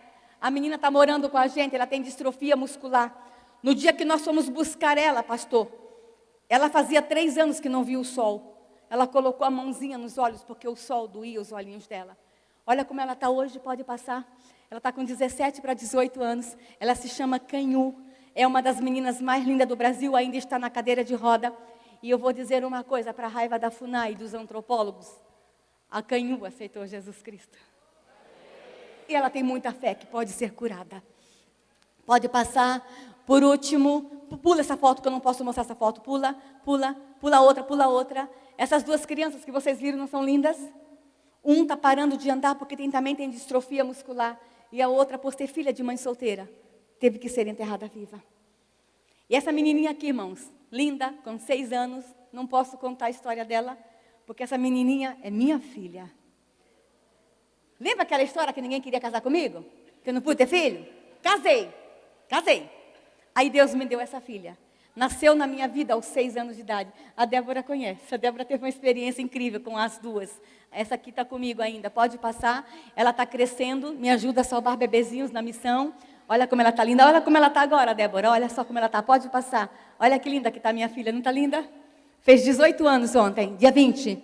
E a minha filha, dia 31 de dezembro, levantou a mão no culto aqui em São Carlos. E disse, sim, Deus, eu quero ser missionária entre os povos indígenas. Valeu a pena investir na minha filha. Valeu a pena investir em Amalé. Vale a pena, nem que seja um índiozinho, vale a pena dar a vida por eles. Vale a pena dar a vida por uma criança cigana. Vale a pena dar a vida pelas crianças no Brasil. Estou encerrando, pode passar. Pode passar, pula essa imagem, pode passar. Há uma outra arma contra a criança no Brasil, irmãos, que se chama desconstrução da identidade biológica. Estão confundindo nossos meninos no Brasil. Eu quero falar rapidinho para você, pai. Estão dizendo nas escolas do Brasil que menino não nasce menino e que menina não nasce menina. Mas, pastora, isso é o movimento gay? Não, é a ideologia de gênero. Pastora, que raio de ideologia de gênero? O que é isso? Vou explicar para vocês. Gay, homossexual e lésbica é diversidade sexual.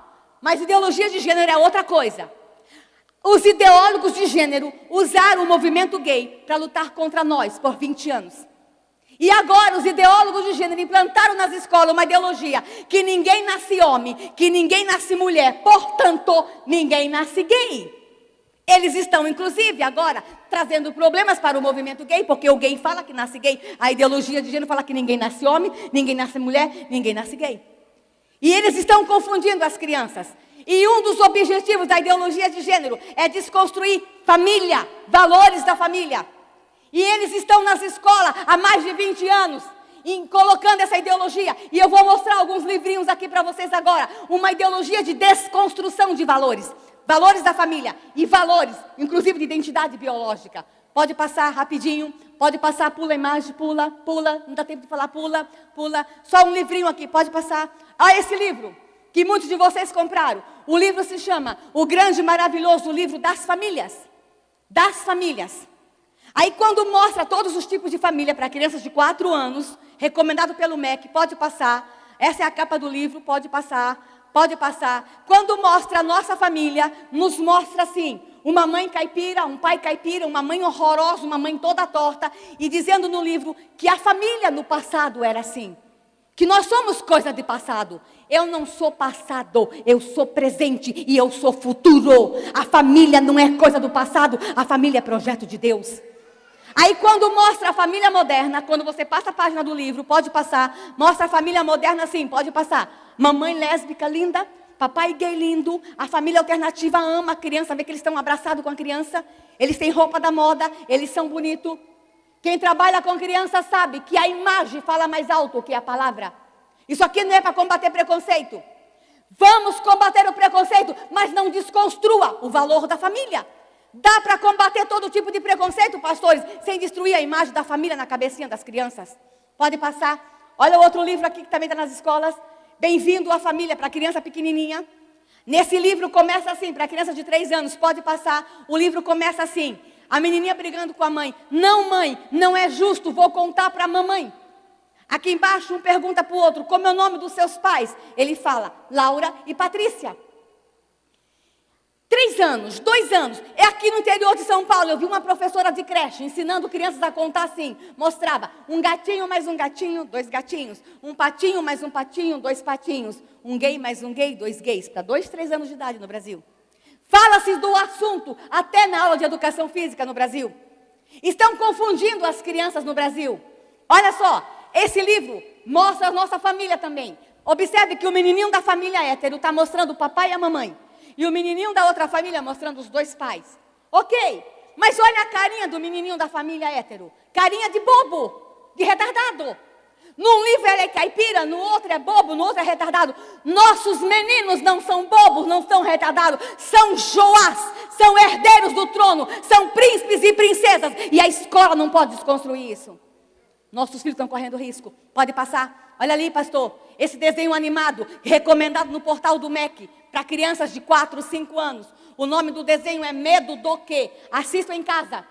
Vejam no YouTube. Nesse desenho animado, aquele menininho vê uma mulher pelada e ele se masturba no quarto. Mostrando para crianças de 4 anos no Brasil, em sala de aula, desenho animado que o menininho se masturba. Aí vamos perguntar, mas por quê? É porque no meio do filme, esse menininho sai do quarto e na rua ele encontra um casal de homossexual. Para falar de homossexuais, mostra um menino se masturbando. Desconstrução. Desconstrução. Vou continuar, pode passar, estou acabando, pode passar. Olha ali, a questão do Enem, na prova desse ano, vocês viram? A questão do Enem, para pegar os adolescentes. Ninguém nasce mulher, torna-se mulher. Eu nasci mulher e nós temos que bater o pé e dizer que mulher nasceu mulher e que homem nasceu homem. Eles podem depois ter uma outra sexualidade, mas mulher nasce mulher e homem nasce homem. Pode passar? Olha aqui, pastor, outras coisas que estão acontecendo no Brasil, passa a próxima imagem, tem para todas as idades. Eu podia trazer um monte de imagem, mas vou trazer uma aqui da Universidade Federal da Bahia. Setembro de 2015, fizeram um seminário, o seminário sobre queer. O que é queer? A teoria queer é a teoria da desconstrução. E olha o seminário, irmãos, na Universidade Federal da Bahia. Olha o nome do seminário, pastores. Cultura e subversões das identidades. Subverter identidades. E os alunos da Universidade Federal da Bahia, para fazer o seminário, ficaram assim no pátio, pode passar. Para fazer a aula do seminário, pode passar. Ficaram todos pelados, porque não tem mais homem, não tem mais mulher. Então todo mundo pode andar pelado. Malucos! Irmãos, vocês acham que todos ali estão por ideologia? Tem safadão ali no meio que quer ver a menina peladona na universidade. Imagina vocês que tem uma menina aqui de 16 anos se preparando para o vestibular e você sonha que ela vá para uma universidade federal, você paga a melhor escola, a menina criada aqui na igreja. Quando chega na universidade tem que ficar peladona porque não tem mais homem, não tem mais mulher no Brasil. Está todo mundo pirado. Mas nós vamos dizer que nós não piramos, não. Continua. A universidade, esse aqui foi na Bahia, mas não é só coisa de baiano, não. A Universidade Federal do Rio das Ostras, no Rio de Janeiro, Fluminense. As estudantes feministas fizeram um ritual, um evento chamado xereca satânica. Procure na internet. E olha como é que elas ficaram. Uma expressão artística para ganhar nota no mês. Ficaram todas peladas, passaram cinza no corpo, pegaram um crânio, acenderam velas e fizeram um ritual com muita maconha. E no final, acho que eu não trouxe a imagem, no final, uma costurou a vagina da outra com linha e arame na Universidade Federal. Está todo mundo maluco, ó. E sabe contra quem? Contra a família tradicional, contra os machistas e para liberar o aborto e a maconha no Brasil. Irmãos, elas não têm medo de costurar a vagina para pedir a liberação do aborto. E a gente fica sentadinho no banco. Uau! Estou encerrando. Aí a gente denunciou para a Polícia Federal. Sabe o que a Polícia Federal foi na universidade fazer? Descobrir aonde é que elas pegaram o crânio, a caveira. E quando a Polícia Federal chegou lá, pastores, estavam os professores com faixas e cartazes dizendo: respeite o direito de liberdade de nossas alunas. Passa. Vou mostrar mais uma coisa para vocês para a gente encerrar. Pode passar essa imagem. Fora da escola, o que eles estão fazendo? Primeiro, a resposta dos governantes a tudo isso, pode passar. A resposta tem sido essa, pode passar.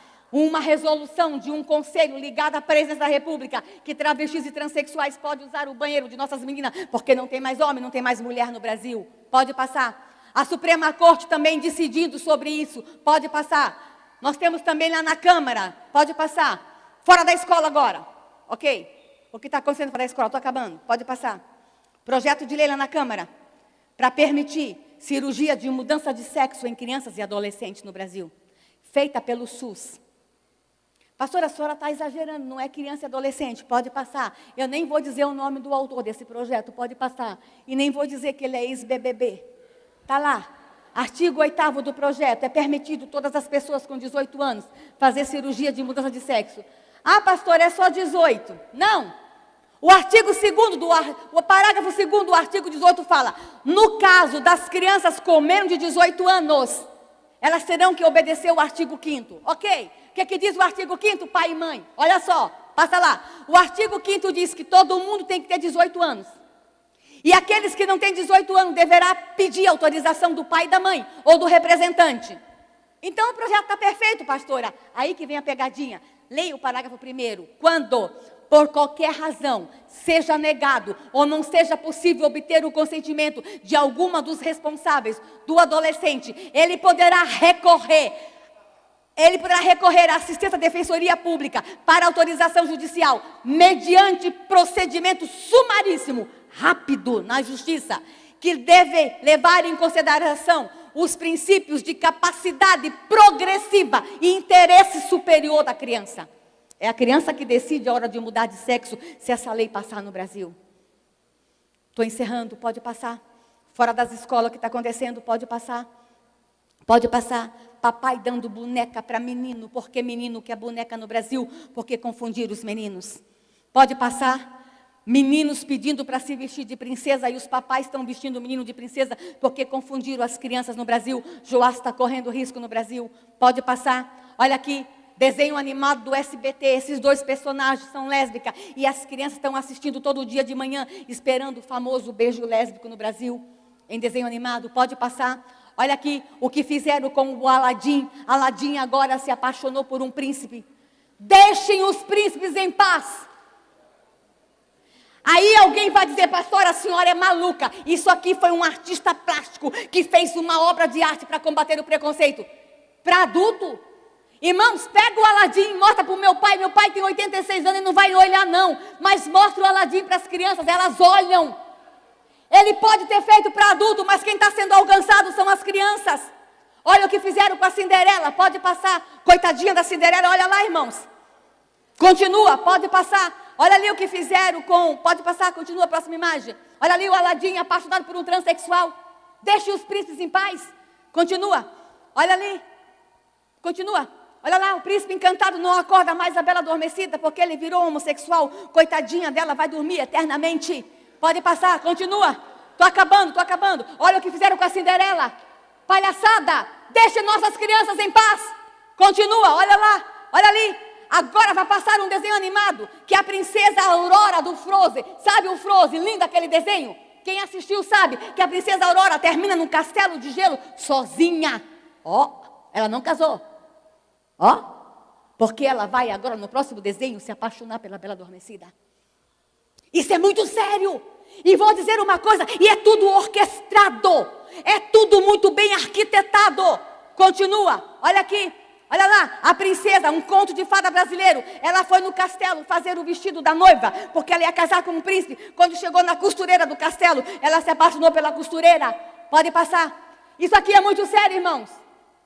Vou encerrar dizendo uma coisa para vocês. Eu fui menina e eu sonhei com um príncipe encantado. Mulheres da minha idade, vocês todas sonharam com um príncipe encantado. Foi ou não foi? Não precisa esconder não. Todas nós sonhamos com o príncipe. E eu sonhava, irmãos, que o meu príncipe era assim, ele vinha no cavalo branco, lindo, cavalgando. Eu sonhava, pastor, que meu príncipe ia ter um cabelo bem comprido, aquele cabelo dourado assim, no vento. Meu príncipe chegou, sem cavalo, e meu marido é careca. Eu sonhei com o príncipe. Mas as meninas de hoje vão começar a sonhar com princesa. Isso aqui é confusão na identidade sexual. Igreja, Joás está correndo risco no Brasil. Se levante, Joseba. Se levante e sequestre as crianças. E aonde a criança pode ser protegida disso? No templo. É no templo, é na igreja. Estou encerrando, irmãos. Desliga aí, por favor. Pastor, eu prometo que é 2 minutos. Fica aí, pastor. Fica quietinho aí, pastor. Alguns de vocês falam assim, pastor, por que a senhora é tão brava quando o assunto é criança? Eu vou dizer para vocês, em poucas palavras. Porque a rainha perversa me pegou quando eu tinha 6 anos de idade. A rainha Atália me pegou aos 6 anos. Cauel, eu sei o peso da espada da rainha Atália. Aos 6 anos de idade, irmãos, a rainha Atália me pegou com uma das armas mais poderosas, que é a pedofilia. Este é um país que abusa de criança. Aos 6 anos de idade, eu fui abusada dentro da minha casa por um falso pastor que estava hospedado lá em casa. Ainda hoje, tem noites que eu me lembro da voz daquele homem no meu ouvido. Tem noites que eu me lembro do cheiro dele. Eu tinha apenas 6 anos.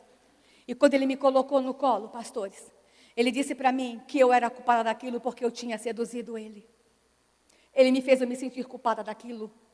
Um homem que meu pai estava hospedando lá em casa. Pais que estão aqui, pais que estão me assistindo, cuidado com quem vocês estão levando para dentro de casa. Proteja o seu território. Foi horrível. E aquele homem machucou meu corpo. Mas eu não sou a única vítima nessa nação. A estatística fala, presta atenção, irmãos, que 1 a cada 3 meninas no Brasil vai ser abusada até os 18 anos. É muito. 1/3 das meninas brasileiras estão sendo abusadas. É muito, irmãos. Chegou relatório para nós no Senado que de cada 4 meninas abusadas, só 1 denuncia. E de cada 100 meninos, só 1 denuncia. O menino não fala porque tem vergonha de achar que ele virou gay, ou ele achou que foi uma brincadeira, então ele acha que não é abuso. Podemos ter mais meninos sendo abusados que meninas no Brasil. É muito, irmãos.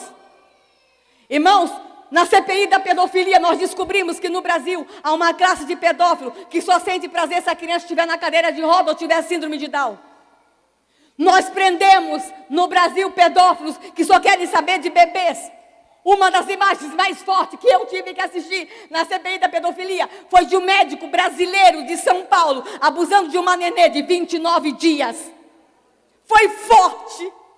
A mãe levou a bebezinha para o consultório. E ele deu um formulário para a mãe ficar na antessala. Ele entrou sozinha com o bebê. Cuidado com quem vocês deixam os seus bebês sozinhos. Não é porque é doutor, tem anel de doutor que está acima de qualquer suspeita. E ele botou a bebezinha na maca, ligou a câmera para cada bebezinha, para cada paciente ele tinha uma fita. Tirou a fraldinha da nenê. Abriu a vagina dela, introduziu a língua da nenê com 29 dias. E na segunda consulta ele fez a mesma coisa, introduziu o dedo na nenê. Prendemos casais no Brasil, gerando bebês e vendendo para pedófilos por 20 mil reais. A minha nação está doente. Vocês entendem por que eu sou agressiva? Porque eu lido com isso todo dia. Vocês não têm ideia das coisas que eu não posso falar. Vocês não têm ideia das coisas que a ética me proíbe de falar. Eu só vou dizer uma coisa para vocês, pai. Seus filhos estão correndo risco nessa nação. Estão erotizando criança na minha nação.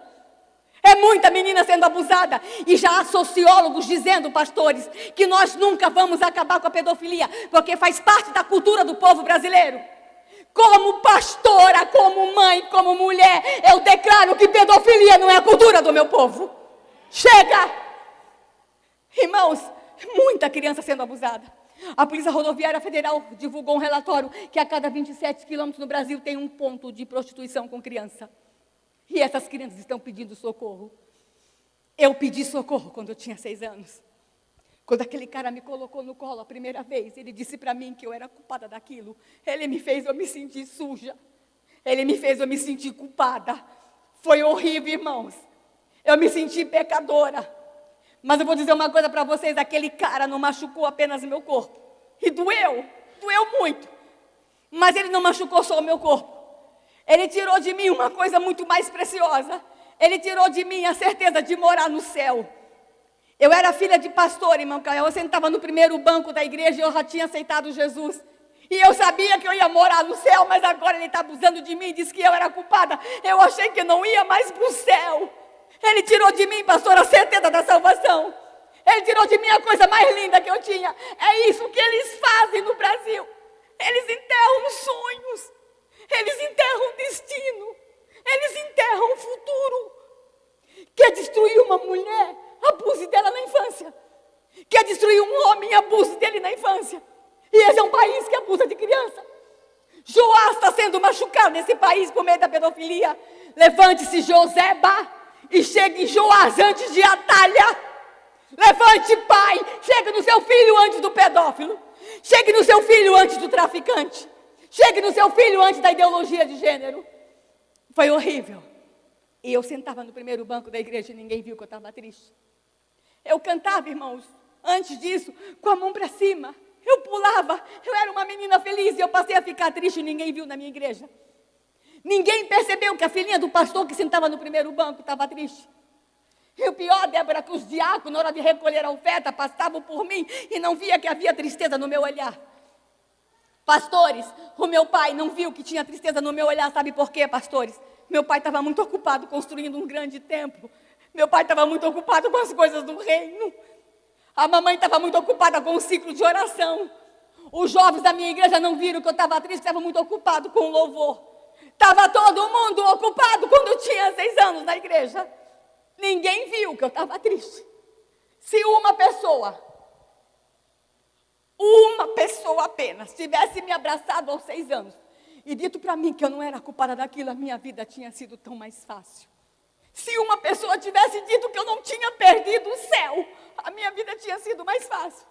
Passei a sentar lá atrás e ninguém percebeu. Foram quase 2 anos de abuso. Ninguém viu. Aos 10 anos eu quis morrer. Eu sei que eu estou atrasada, eu vou encerrar aqui. Aos 10 anos eu quis morrer. Para que viver? Corpo machucado. Sequelas que foram para a vida inteira. Ninguém me levou no médico.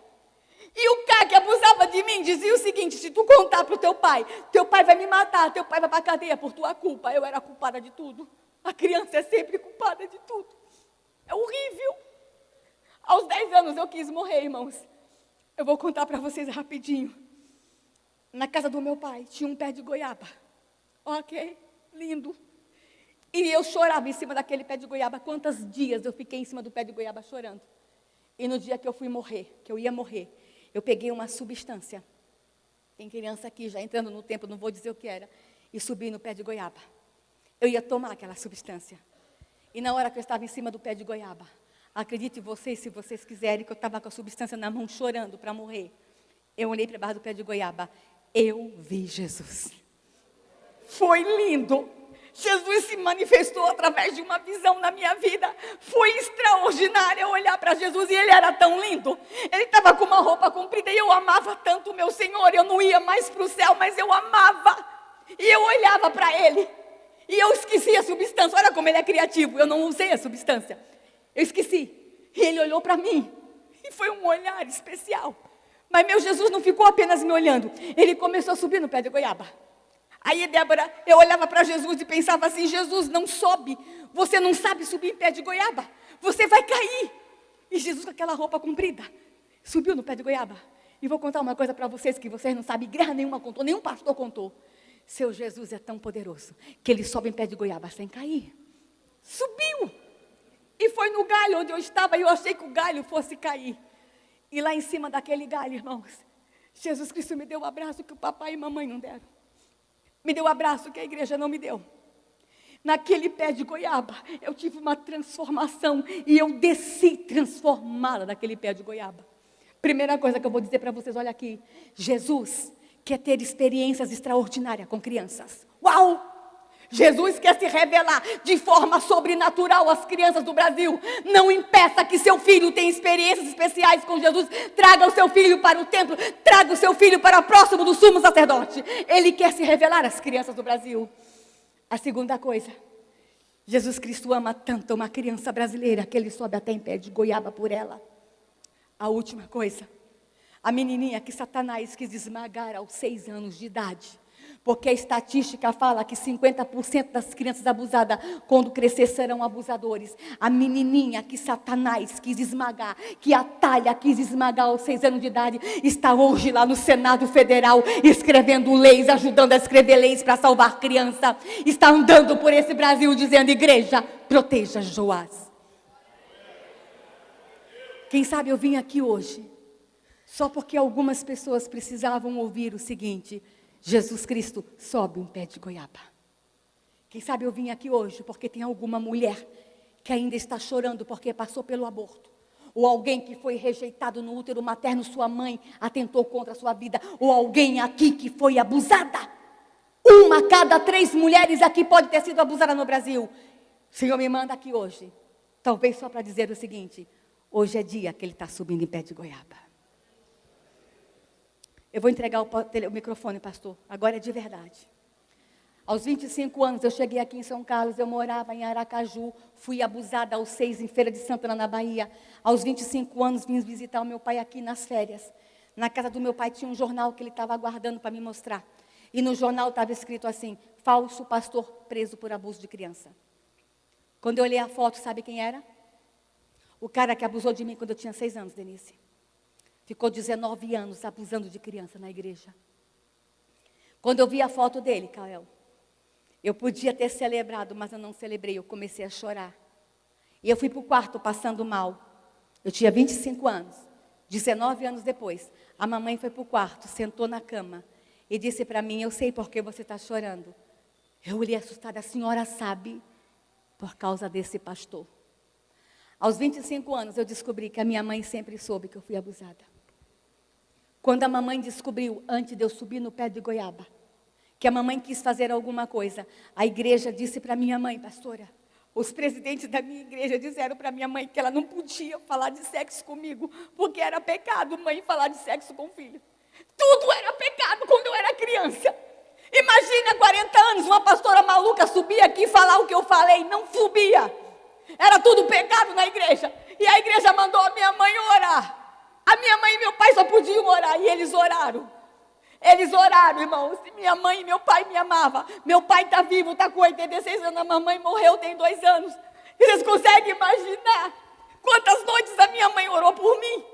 Vocês conseguem imaginar quantas noites a mãe ficou de joelho pedindo a Jesus para me curar? Minha mãe se ajoelhou 19 anos orando por mim, porque minha mãe me amava. Eles não erraram porque não me amavam, erraram porque não sabiam o que fazer. Mamãe orou 19 anos. Eu louvo a Deus pelas orações da minha mãe. Eu fui alcançada, eu sou uma mulher curada. Mas eu vou confessar uma coisa para vocês. Eu trocaria 19 anos de oração da minha mãe por um abraço dela quando eu tinha 6. Se a mamãe tivesse me abraçado e dito para mim: você vai para o céu, você não é culpada, a minha vida tinha sido mais fácil. E eu estou andando pelo Brasil, irmãos, eu estou tão cansada. Hoje de manhã eu estava em Palmas, de noite estava aqui. Hoje de manhã estava em outra igreja, estou aqui. Amanhã eu já estou em outro lugar, eu estou rodando pelo Brasil, eu estou tão cansada. E estou dizendo para a igreja: igreja, se levante. E sabe o que eu estou encontrando a igreja fazendo? A igreja está orando. E orando. E orando pelas crianças. E tem crente que ora naquele acampamento cigano, manda seu anjo lá, Deus. Não é anjo, igreja, é você. Tem crente dizendo, Deus, manda os seus anjos na aldeia indígena. Não é anjo, é a igreja. Tem crente orando, Deus, aqueles menininhos que estão ali na Cracolândia, Deus, faz uma obra, Deus, manda o teu Espírito Santo. Não é o Espírito Santo, igreja, é você. Levante-se, Joseba. Chegue em Joás antes de Atalha. Paz, o lugar do seu filho é ao lado do sacerdote. Traga o seu filho para o templo. Que Deus possa abençoar vocês. Amém.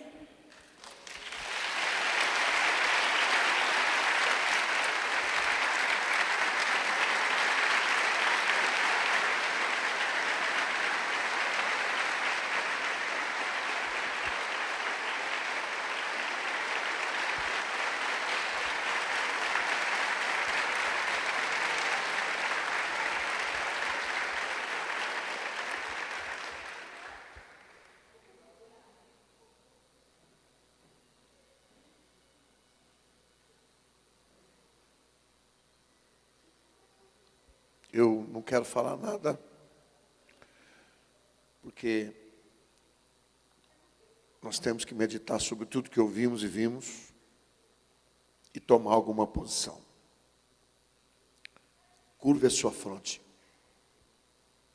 Pense em tudo que você viu e ouviu. Reflita, pense, analise.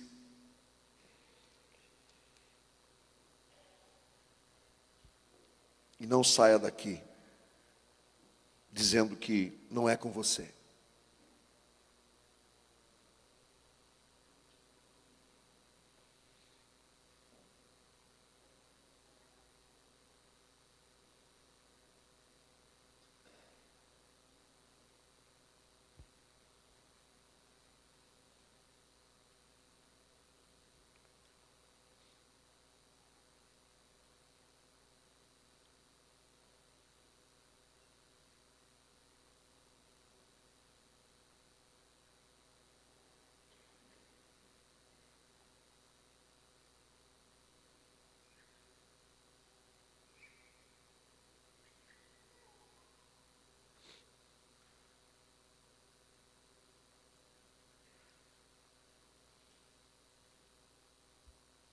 Amém?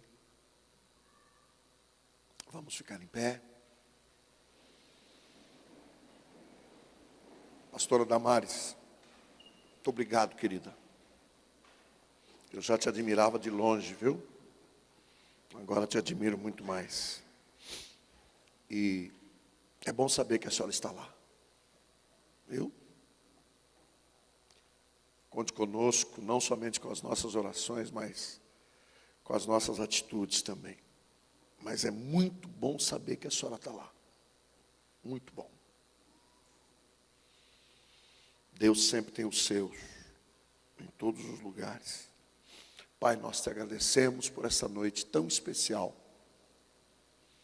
em que o Senhor usou a tua serva, abriu, rasgou o coração conosco, nos trouxe informações tão importantes, Senhor, que nos fez meditar, pensar, arrazoar sobre o tipo de vida que temos levado e o que queremos para a nossa nação. É tempo da tua igreja. Eu creio em tudo que ela disse de fato. A única organização que tem poder para mudar essa nação é a igreja de Jesus. Se está sobre os nossos ombros, está sob nossa responsabilidade. Não vamos fugir dessa responsabilidade, Senhor. Leva o teu povo em paz, guardados, protegidos, abençoados. Dá a todos uma noite de sono tranquilo e reparador, uma semana de paz, de bênção, de alegria, de conquistas. Leva o teu povo em paz. Em nome de Jesus, por tudo nós te adoramos, por tudo nós te glorificamos. Levanta a sua mão direita comigo para Deus. quando nós levantamos a mão em direção a Deus, sem dizer palavra alguma, a gente já está dizendo: Deus é maior do que todas as coisas. Que o grande amor de Deus, o Pai, a graça do Senhor Jesus, o Filho, a unção, a consolação do Espírito Santo do Senhor Deus, esteja sobre todos vós no dia de hoje e permaneça para sempre. E os que amam Jesus, digam: nós temos na cantina panqueca. Ó, que bom. Abraça pelo menos 20.000 pessoas aí, no amor, na graça e na misericórdia do Senhor. Vamos em paz, que o Senhor nos abençoe e nos guarde. Ali no nosso galpão da comunhão, panqueca e refrigerante. Um abraço carinhoso.